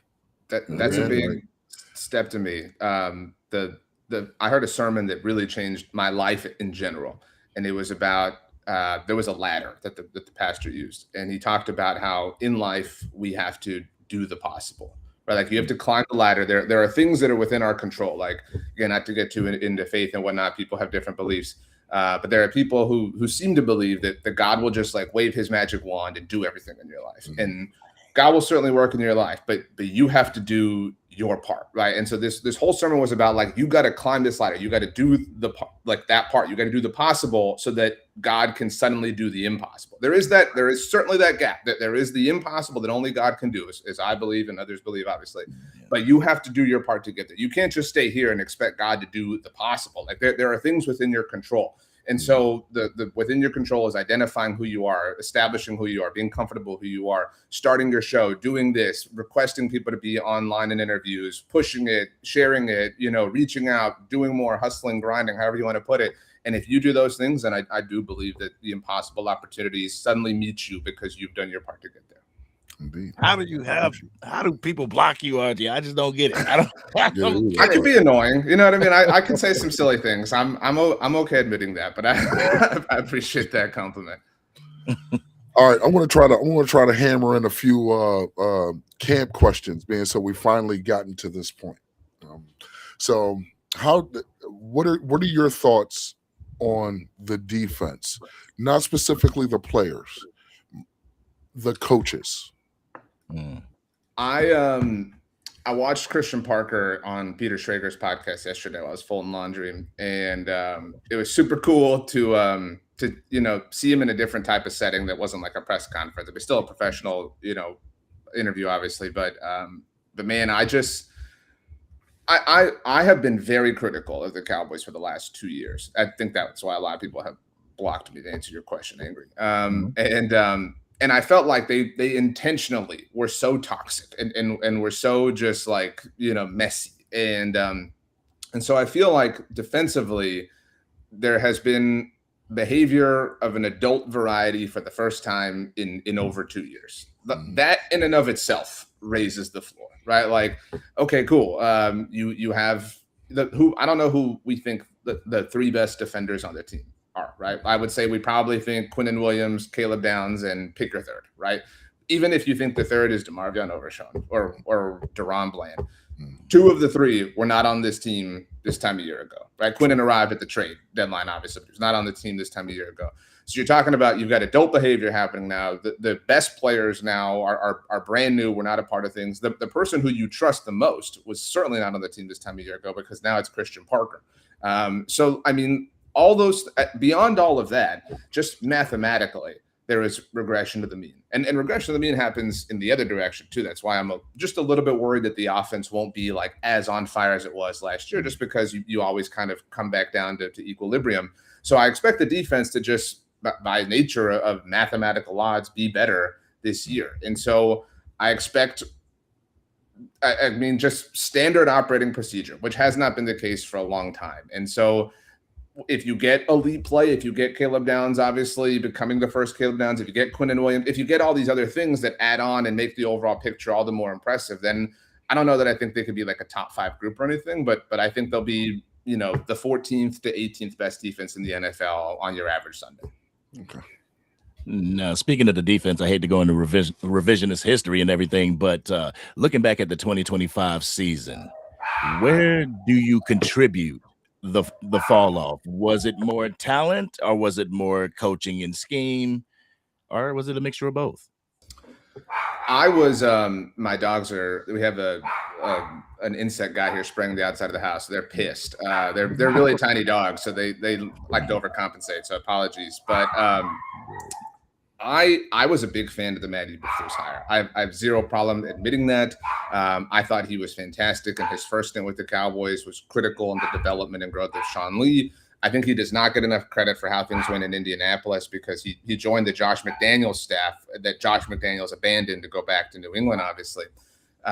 It did not go well. Like, obviously, that is, how it all ended. But I would offer this man was really set up to fail. I mean, in the sense that he had to join a head coach who, was sort of like weirdly given the job. I know we're all like super high on Shoddy now, but like that doesn't mean the way it started wasn't very weird and clunky and toxic and broken. So he had to join the staff in a very weird way. And okay, here, Matt Eberflus, welcome home. We already got you in the like HR system and whatnot from your last stint with the team. Your best player is Micah Parsons. He's not going to be here at all. But don't worry. Like the Dak CD things, remember we got those done at the 11th hour. This will probably be just like that. Actually, just kidding. 7 days before the season begins, we're going to trade this man away after you've built, everything you have, obviously, upon that foundation, assuming that he's going to be a part of your overall team, overall operation, et cetera, et cetera. So that being said, I believe he was set up to fail, maybe not maliciously, maybe not intentionally, but he was not set up kindly the way that Christian Parker has. Like Christian Parker, it's like, man, this is the C-suite, bro. We got pastries, the fridge is full, like whatever you need, like it is the complete and total opposite. That being said, I do think that Matt Eberflus, somewhat respectfully, like I somewhat respect saying, you know what, I'm gonna go down Sinatra style. I'm gonna go down my way. But I think that Matt Eberflus was just at that point. Maybe he was, I don't know, upset, bothered, like that would be natural, right? To feel scorned by all that. But he did not change or adapt as things got worse and worse and worse and worse and worse. So I think the Cowboys front office created the problem. I think he got a little petty, again, not to accuse anybody of anything. And that just made for an overall combination that wasn't great. I also think you could argue that the offense being so good hurt them. I mean, just truly, I mean, that's a weird thing to say, but it's like, man, in a weird way, if you're playing, I don't know, I think Minnesota is a good example. Like that team knows they have to be more aggressive to keep up with the offense. They've got to put up a ton of points. And so they're doing things that may not be normal or habitual for them because they know that Dak Prescott and CD and George are obviously going to put up points on the other side. So I think it was a really terrible gazpacho. But if I had to blame somebody, you have to blame Matt Eberflus, as big of a bummer as it is, because he was the man in charge. Yeah, that's fair. Right. That's fair. I'm firm on. That's my first question. Coaching. I'm definitely firm on coaching matters, but that does not absolve players because they're the ones who have to actually go out and produce. But okay, so when we're looking at this coaching staff, moving on from 2025, when we're looking at this coaching staff, I'm not so much looking at Christian Parker because I know what he brings. Just from what he's done in the past. We know that he's a DB's coach.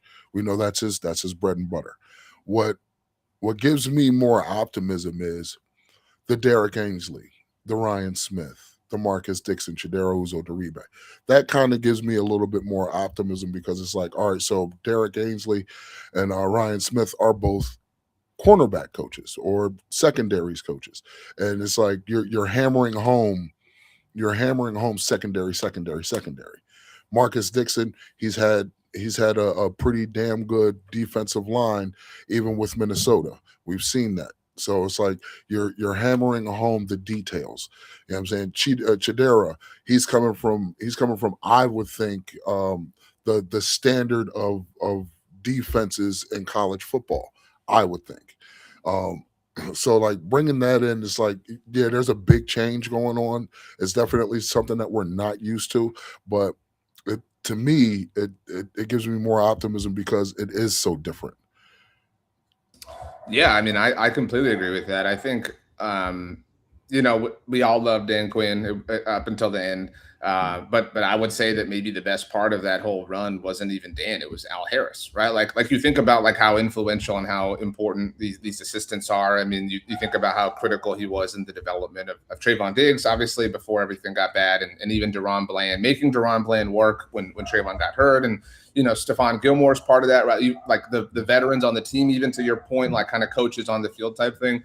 No, I mean, and because at the end of the day, Christian Parker's just one man, right? Like it's an entire defense, and there are a million things to do. So he calls the defense, and he's the most important person certainly. But from a day-to-day standpoint, like who's the person that's in the weight room with these guys? Who's the one breaking down film? Who's the one cutting up the film? Who's the one who's implementing and installing all these things? Like the minutia of who makes up your staff is incredibly important in that sense. That's why I loved at least Matt Eberflus during his first stint when he was the linebackers coach before he was obviously defensive coordinator. So yeah, I mean, I would say my only reservation, if I have one, is that because there is so much unprovenness, like it's all brand new. Like I don't mean unproven. It's just we just peeled the sticker off, right? Like let's see what this thing can do. We're driving this car off the lot type thing.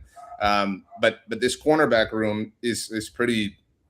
It's a little shy. It's a little tough, and so maybe the coaching helps that. Maybe Christian Parker helps that. You're right. He's a DB. That's his background. The analogy I've sort of landed on is like I'm terrible at finishing video games. So I'm still playing Spider-Man 2. And so like, I don't know if you guys play video games or whatever, but like, yeah, in this game, you get certain suits and certain suits like boost certain attributes or whatever. Right. And so like maybe Christian Parker is the Spider-Man suit for DBs, right? Like maybe having Christian Parker just like improves your corners because he's Christian Parker, like whatever. Like that's just, not to take away from Quinyon Mitchell or Cooper DeJean or Patrick Surtain, but like there's a lot of data there that would seemingly, those are also, elite talents. But so there's a big difference between those guys and Kalen Carson type of thing. Yeah. But that being said, I think that the way we trust Christian Parker implicitly, I also trust that he picked this staff to be who he can't be in the moments that he's not available for X, Y, or Z. That's where I'm at with it. Good. Angry, you got another question? Absolutely. I'm going to switch from the cornerback room to the linebacker or the edge rusher in the 3-4. When it comes to Maurice Leofau, what's your take on Maurice Leofau? Do you see him making the 53-man roster, or is he one of those bubble players that you might see end up on the practice squad? Yeah, I think it's tough. I think if they're asking you to switch positions a little deep into your career, it's never a good thing. There's always exceptions, and there's always the person who manages to pull it off. But in the switch to the 3-4 opens up opportunity. Like, and if you can rush the passer, if you can affect the passer, if you can affect the pocket in any way, there's going to be a role for you. He flashed there was that game, that Carolina game, his rookie year, that we'll all always have the memories of.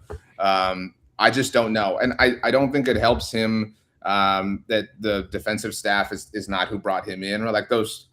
I don't want to lump it up to politics, but like those politics matter, right? Like, if it becomes a conversation, if it becomes a debate between, him or whoever. But I would say right now, I haven't made a 53-man roster prediction yet, and we'll start doing those after like this week and stuff. But I think right now I'd probably leave him off personally. I don't like, if you rank just the defense, if you rank the players on the defense and their importance, like, is he in your top like 15 or 20 most important players of the defense, with all due respect?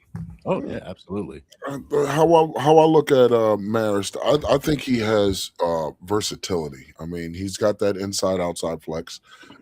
Special teams matters, we all know. When we did see him on the field, he wasn't a bad product. I mean, did he have his slip ups, hiccups? Of course. There isn't a player in the league who doesn't have hiccups or slip ups every now and then. But I guess the edge room or outside linebacker room is so saturated that it's going to be kind of hard to evaluate everyone.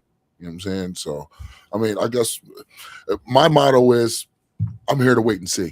You know what I'm saying? I want to see what happens. So, yeah, I mean, and position flexibility certainly carries you through a lot of things, and obviously what starts today is going to help provide some data to help justify or move against Marist or whoever, obviously, in a different capacity, and maybe he will prove to be valuable, right? Like, maybe he'll prove to be that guy for Christian Parker, right? Like, this is literally when they're going to figure those things out. So it is one of those things where I think you can see it going both ways, but I would put him in the box of dudes who sort of have to prove something in order to earn their spot, which is not necessarily the case for everyone. Yeah, that's fair. That's fair. Now I'm going to switch. Yes, sir. I got a couple more. I'll switch it over to the offensive side of the ball. When it comes to the position battle during training camp, how much of a shot would a player like Malik Davis have as opposed to, for the RB2 position, as opposed to Jadon Blue? Is it Jadon Blue's position to lose, or is it just wide open? So I started my collegiate journey at Texas A&M when they were in the Big 12, and so I really hate the University of Texas. I ultimately graduated from Arizona State, and we lost the Peach Bowl to the University of Texas, so I really hate them. So it's difficult for me to put that bias aside, but I'll and I don't know if maybe truly, I know I'm joking, but I'm just not on the Jadon Blue train as much as most people, and I recognize, like, there is. I don't think it's just like your Longhorn fans who root for the Cowboys, but like they're a visible brand. Like people have seen a lot of his college games, or like that. It's different in college when you've got dudes coming from programs that you see often on TV, where their highlights are in your TikTok feed more often. But I would say that, I mean, he had a falling out with the coaching staff last season. Now it's a new year, new slate, all that matters, but like, it's not like it's a new coaching staff, right? Like that seems important. That seems like, okay, you clearly did something to lose some trust. Plus, I just have never felt like that type of back, not to generalize, can be your snap in, snap out guy, right? Like you've obviously got Javonte Williams, and this is a discussion about RB2, to be fair. But I just don't know that, like, we're asking you to be special every snap that you come in and take, and that's just so hard to do. We're asking you to be flashy and that guy, like, every single time, and it's very, very difficult. Like, we all loved Lance Dunbar, but like that was not who he was, like, every single time he touched the ball. It did happen time to time, and I don't mean to say he's that person, but I think Malik Davis also has the trust of the staff, and it's the same staff as last year. That matters. He's also a Florida Gator. I'm in a master's program at the University of Florida, so I'm definitely biased in that sense. But thank you. But if I have to pick like a horse in the race, I am definitely placing my fictional money on Phil Maffa. That to me is the ideal archetype of who I want to spell Javonte Williams. I threw it back to Lance Dunbar to throw it back to the late, great Marion Barber. He feels like that to me. Like when Mariano was first coming on, it was, when the Cowboys offense was rolling, obviously in the Tony Romo days, and you just needed that dude to salt the game away. And he was just perfect for that. And that's how I view Phil Moffitt. He's that fourth quarter guy, because you don't want this offense to be, unless you have to, obviously, but lighting things up in the fourth quarter if you don't fully trust your defense, right? You do want to be able to sustain some longer drives that go the length of the field. And Javante's human. He's going to have to rest, like we talked about. Or he might have a slip up or a human moment, a mortal moment. So I just think that the Phil Moffitt archetype is easier to trust. Plus, this is a team that's had some red zone issues, some goal line issues in the past, like that. I just trust that more. That's not to say that I don't think Jaden can have a spot on the team, right? Like maybe they do even carry 4 running backs. Maybe Hunter Lipke makes that conversation difficult. To me, the Jaden Blue debate is really more with Kevontae Turpin at this point. I like Kevontae Turpin. I don't really feel like adds much on offense. He hasn't added a ton on special teams really ever. That Washington game will be special. We'll always have that. But can Jaden Blue return punts and kicks? Because if so, now you have provided a value somewhere that is legitimate. Now you can touch the ball very often throughout a game. And if the drop off from Kevontae to you there isn't that significant, then certainly you have a spot on the team. And then, yeah, when it's 3rd and long and we need a screen pass or something like that, maybe you can go make magic. But I would not bet on him to be RB2 for a variety of reasons. But I that's one of those things, like if I had to rank the things that I hope I'm wrong about, that's probably number 1. Because if he can be that guy, that will really add an entirely different element to the offense. And obviously that would benefit everybody. Sure. I have one more question for you. This is going to be this question is somewhat of a game. It's true or false. There is a left tackle competition. True or false? I'm going to say false because I think they know the answer. I think they're just, they're making their way there politically, right? Like you can't come out and say whatever it is. But they have their ideal answer at this point in time. It may not be Tyler Guyton though.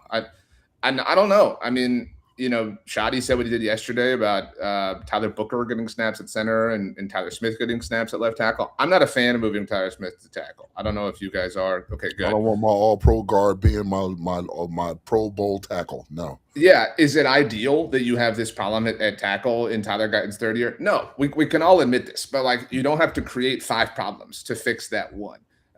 If you had moved Tyler Smith to tackle after his rookie year, after he replaced Tyron, great, but you couldn't let go of Tyron for understandable and obvious reasons. And so this is it. Like you're pot committed on Tyler Smith. You can't move him around. I don't know why you want to move Tyler Booker to center. Maybe you're just seeing what that world would be like if Cooper Beebe got hurt. I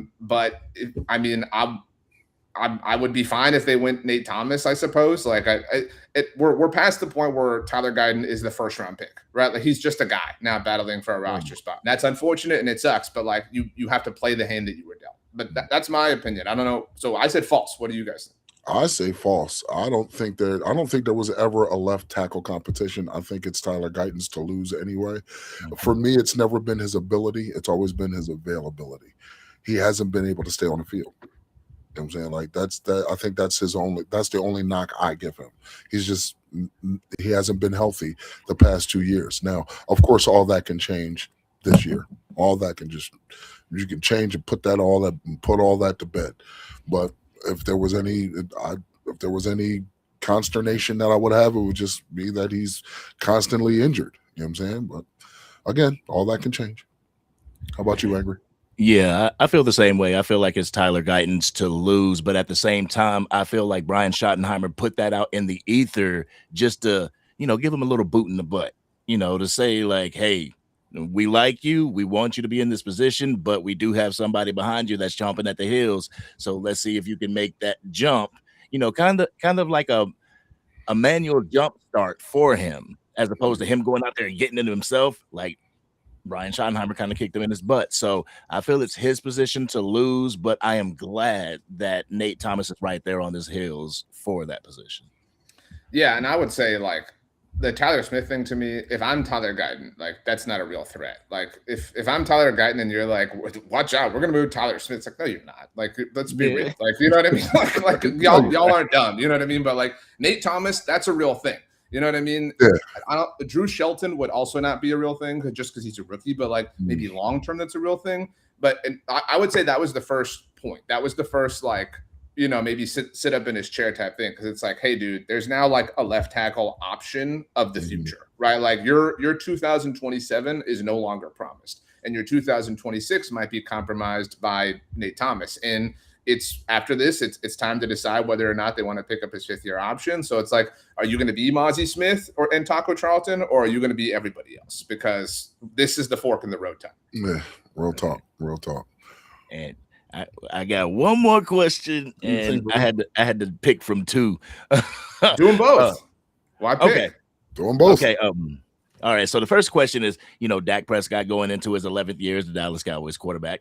Number of Cowboys fans, they think that Dak Prescott has been the reason for the failures of the Dallas Cowboys not making it over the hump. Do you believe Dak Prescott has what it takes to get the Cowboys to a championship and win? I think that we have sometimes. I'm very pro Dak. I've always been in this camp. I have fought the good fight. I've got the scars to prove it. Like, I've been on the internet, you know, having these dumb arguments with people the same way you guys have. But I think sometimes in our natural tendency now to defend him, maybe we go a little bit overboard. Maybe we like just a teeny bit over romanticize. We make it like that he is infallible and he doesn't make a single mistake. And I don't know, but I would imagine that he would say he does make mistakes, right? Like, it's multiple things could be true. It could be true that like largely he has not been the issue, but that in some moments he could have been greater. And is it unfair to ask him to be greater than the Eagles have asked Jalen Hurts to be or whatever? Yes, of course it's unfair. We again, multiple things can all be true at the same time. But I absolutely believe. I think that this is sort of like a pass-fail proposition. If there's a line in the NFL, and if you have a quarterback of this talent, you have enough, like, from that position to be able to do this. It's a team game, though, and Dak is well above this line. I mean, like, I would say the like low bar for that in the NFL is like Baker Mayfield. If your quarterback is even that good, you can win a championship. You can do it. You just have to have all the right things fall in place. And beyond the fact that I think Dak, you know, some of the playoff games haven't gone well. Some have been amazing. Again, multiple things, you know, coaching, all these issues. This is going to sound like coping and just like complaining and being a Cowboys fan, but like, man, they have not gotten the draw. Like, they have not gotten the luck. And look, you make your own luck. We talked about that, like, personally, but I think about Jalen Hurts, and this is not meant to like shade the Eagles in any way. But that first Super Bowl run they had, they didn't win it, obviously, but they were the 1 seed. They earned that. Okay, respect. But in the divisional round, they got the Daniel Jones Giants because they shocked the Vikings and beat them. Okay, cool. And then in the title game, they got the 49ers, who literally didn't have a quarterback. I mean, in their other title game, as the quarterback. Yeah. In their other title game, they got the Commanders, who upset the Lions. They didn't even have to play the 1 seed. And again, like, not their fault. Like, you play who's in front of you, like, not to take away. They won that world championship. They deserve it. They earned it. They deserve all their respect and props. But my point is, like, okay, so if and look, we have, but you can bag on the Cowboys for losing to the Packers kids that they lost to, that young team and Matt LaFleur and all that. Okay, respect. But outside of that, their playoff losses have been to the mighty San Francisco 49ers, who we all acknowledge are this, like, not dynasty, but have had this incredible run. And then the Packers and Aaron Rodgers, right? Like, so, I mean, for the most part, they just get, like, the bad draw. Like, they have not – so – people love to say, like, oh, what do they need? Can they make the championship game this year? It's like, okay, yeah, maybe they're the 1 seed and the, like, Michael Penix Falcons stumble their way there. And that's who they get. Like, or maybe the Rams are a wild card team. And, like, all of a sudden they've got to host the Rams. Like, you know, things just haven't gone their way. Again, I recognize that sounds like complaining and just like coping and grasping at straws. But again, in a world where multiple things can be true, that is one of them, in my humble opinion. Yeah, I'm of the belief that there's 3 things that you need in order to win a championship: great coaching, good discipline, and a little bit of luck. For sure. Mm-hmm. Absolutely. And this last one, I want to ask you about Luke Schoonmaker. Okay. For this one. That's an interesting that's like the swan song. Okay. Good for Luke. I'm happy he's getting this kind of pop. Okay. Every draft the Dallas Cowboys have, you know, they've succeeded in the UDFA area. You know, last year was Trayshawn Holden, and this year is Michael Trigg. So this could be more of a Michael Trigg type of thing. Do you think Michael Trigg has what it takes to bump Luke Schoonmaker out of that tight end 2 position, tight end 3 position, and take it over this year? Yeah, I mean, I don't even. I know you said it could be a Michael Trigg thing. I think it's a Luke Schoonmaker thing, right? Like, what is? And these are difficult things to say out loud because these are human beings and they're more athletically talented than us, right? Like they're the 1% of their lives, and respect. Like you've made it this far. But that being said, like, what does he do that you can't live without? Like what is the thing that like Luke Schoonmaker offers that you're like, nope, I've got to have that. I need that on my 53 because I don't know what it is. Like, is he just another tight end? Like, is he just like a veteran tight end who you can sign and pick up off the street? Because yeah, you've got Jake Ferguson, you've got Brevin Spanford, you've obviously got Michael Trigg contending and competing. And this is like back to the Jaden Blue thing. Like, do I need to carry Kevontae Turpin? Can Jaden Blue do some of those things? Like, because Hunter Lipke's part of this kind of like general math. Obviously, he's not a tight end, but like now we're talking about players like down the roster who are playing special teams. Like I should not just like your thing in your 4th year as a 2nd round pick cannot be special teams. Like that it just cannot be that. And so if that's all you're offering and I can find that somewhere else, right? Like I can trim that fat. Not saying he's fat, but like, again, that's just that's the brass tacks of it all. So yeah, I mean, like the idea of Michael Trigg is more interesting, and he's got his own journey to work on, and we'll see. Like, obviously, if he can put it all together. But like, we threw it back to Lance Dunbar and to Marion Barber, but like, I don't know that Dak was well enough capable to make Rico Gathers a thing when that happened. Like, Dak wasn't who he is now, and so like now I fully trust Dak. Like Dak will totally make Michael Trigg like a tried and true part of the offense and capitalize on his special abilities, and Luke Schoonmaker just doesn't have them. Like, it isn't like, think about the tight ends that Dak Prescott has made work. Like Peyton Hendershot was a thing because that's like how good at utilizing the position. All due respect to Peyton Hendershot. Yeah. I mean, like, so like, dude, like this guy can make just like lemonade with anything at tight end. You know what I mean? So like Luke Schoonmaker, what kind of lemons are you offering that like this can't happen here? So yeah, I mean, it's going to require obviously a rise and some performance through camp and through the preseason, but I would say right now Schoonmaker is like my 53rd, 54th player on a potential 53-man roster, if that makes sense. Okay. I'm not so much torn. I think I know the answer. It's kind of like the writings on the wall. I mean, last season you had Brevin Spanford, who was a UDFA, come in and literally take your spot. You know what I'm saying, halfway through the season, and now you have another UDFA coming in. Now we had Rivaldo Fairweather, we had John Stevens. Unfortunately, injuries derailed him. Rivaldo Fairweather, he could have done some magical things. Unfortunately, he was plucked off the practice squad. Well, now you have Michael Trigg, who's coming in with uber athleticism. But of course, there's things that he has to work on, blocking being one, mentality being another. But if another UDFA walks through these doors and is able to push him down further, like that's not so much hey Michael Trigg, you did it. It's more like Luke, what's going on? Yeah, I mean, and Luke is, from a draft pedigree standpoint, the most premium talent that Dak has ever had at the position. I mean, you could certainly argue Jason Witten to a different degree. It was unique. It was early in his career, but even then he was a 3rd round pick. Luke is a 2nd round pick. Dalton Schultz, 4th round pick. All the guys you mentioned, mostly UDFAs.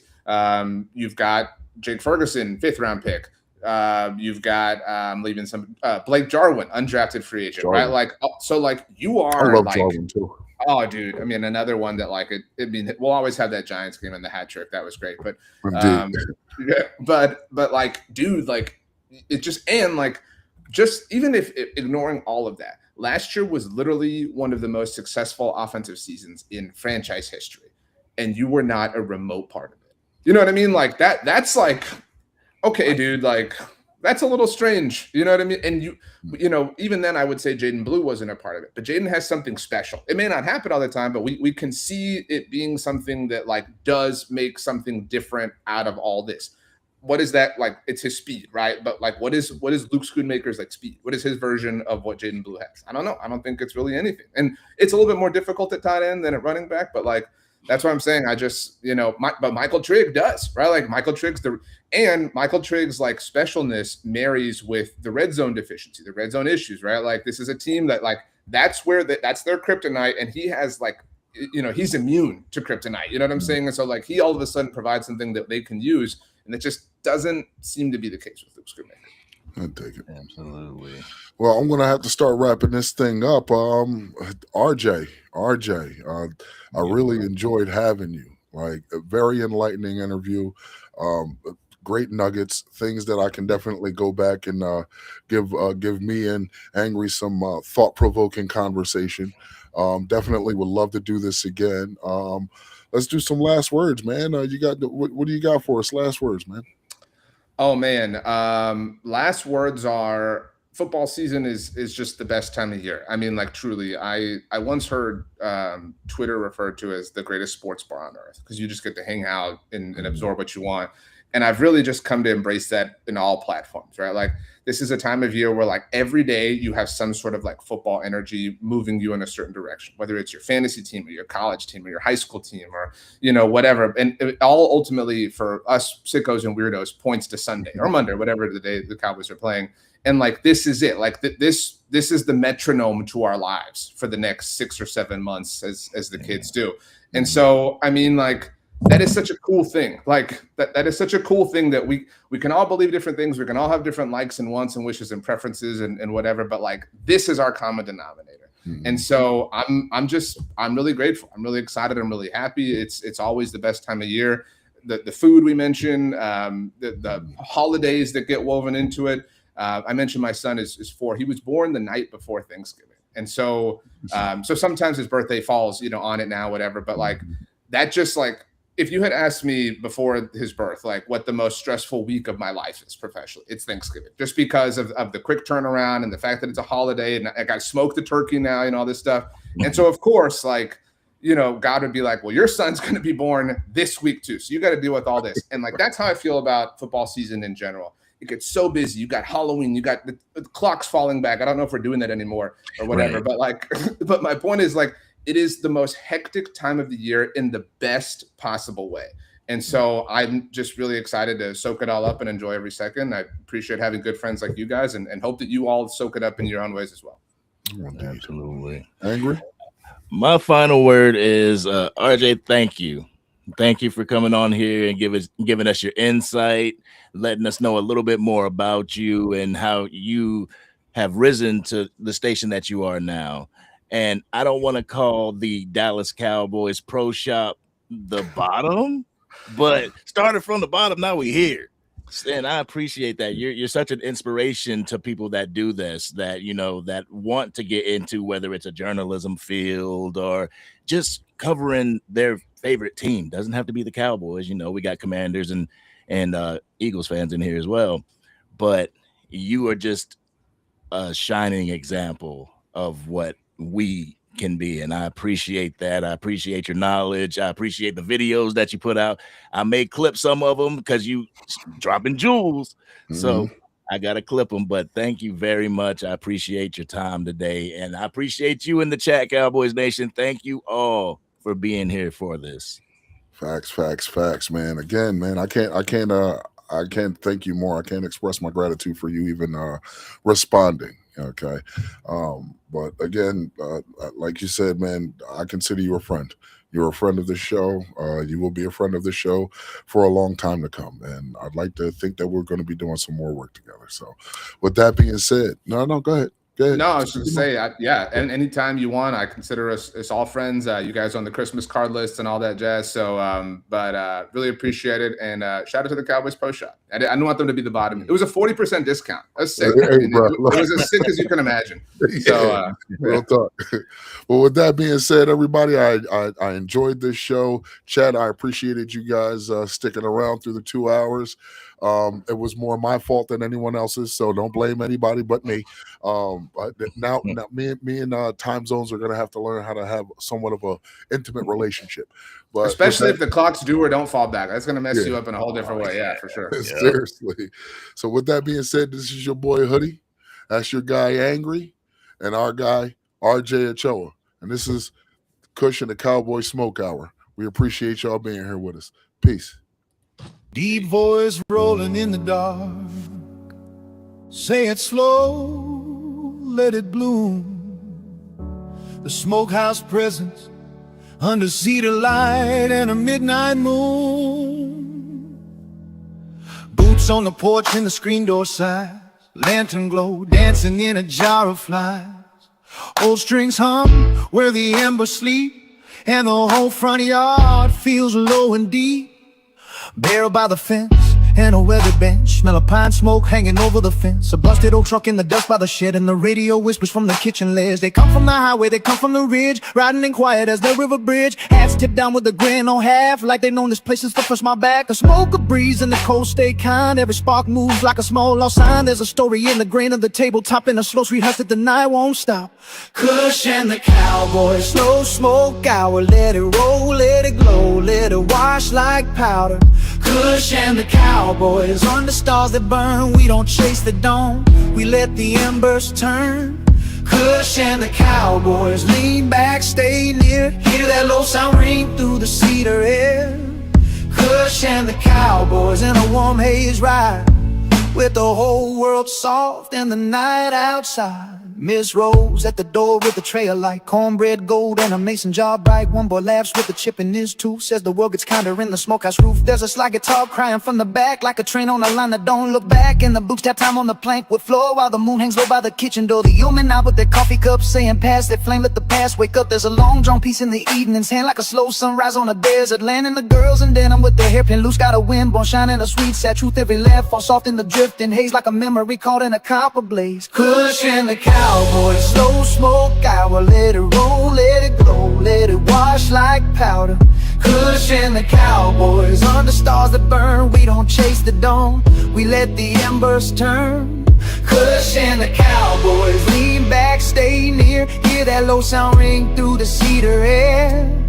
Kush and the Cowboys in a warm haze ride, with the whole world soft and the night outside. If the road gets wild and the miles get cold, come back to the fire where the hush takes hold. Let the smoke curl up like a prayer in the trees, let the hard world fade in the evening breeze. One deep voice calls from the timberline, and the whole porch answers in a slow unwind. No rush, no dust, just a steady flame, only the night and the ones by name.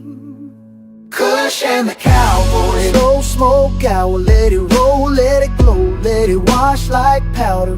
Kush and the Cowboys, under stars that burn. We don't chase the dawn, we let the embers turn. Kush and the Cowboys, lean back, stay near. Hear that low sound ring through the cedar air. Kush and the Cowboys in a warm haze ride, with the whole world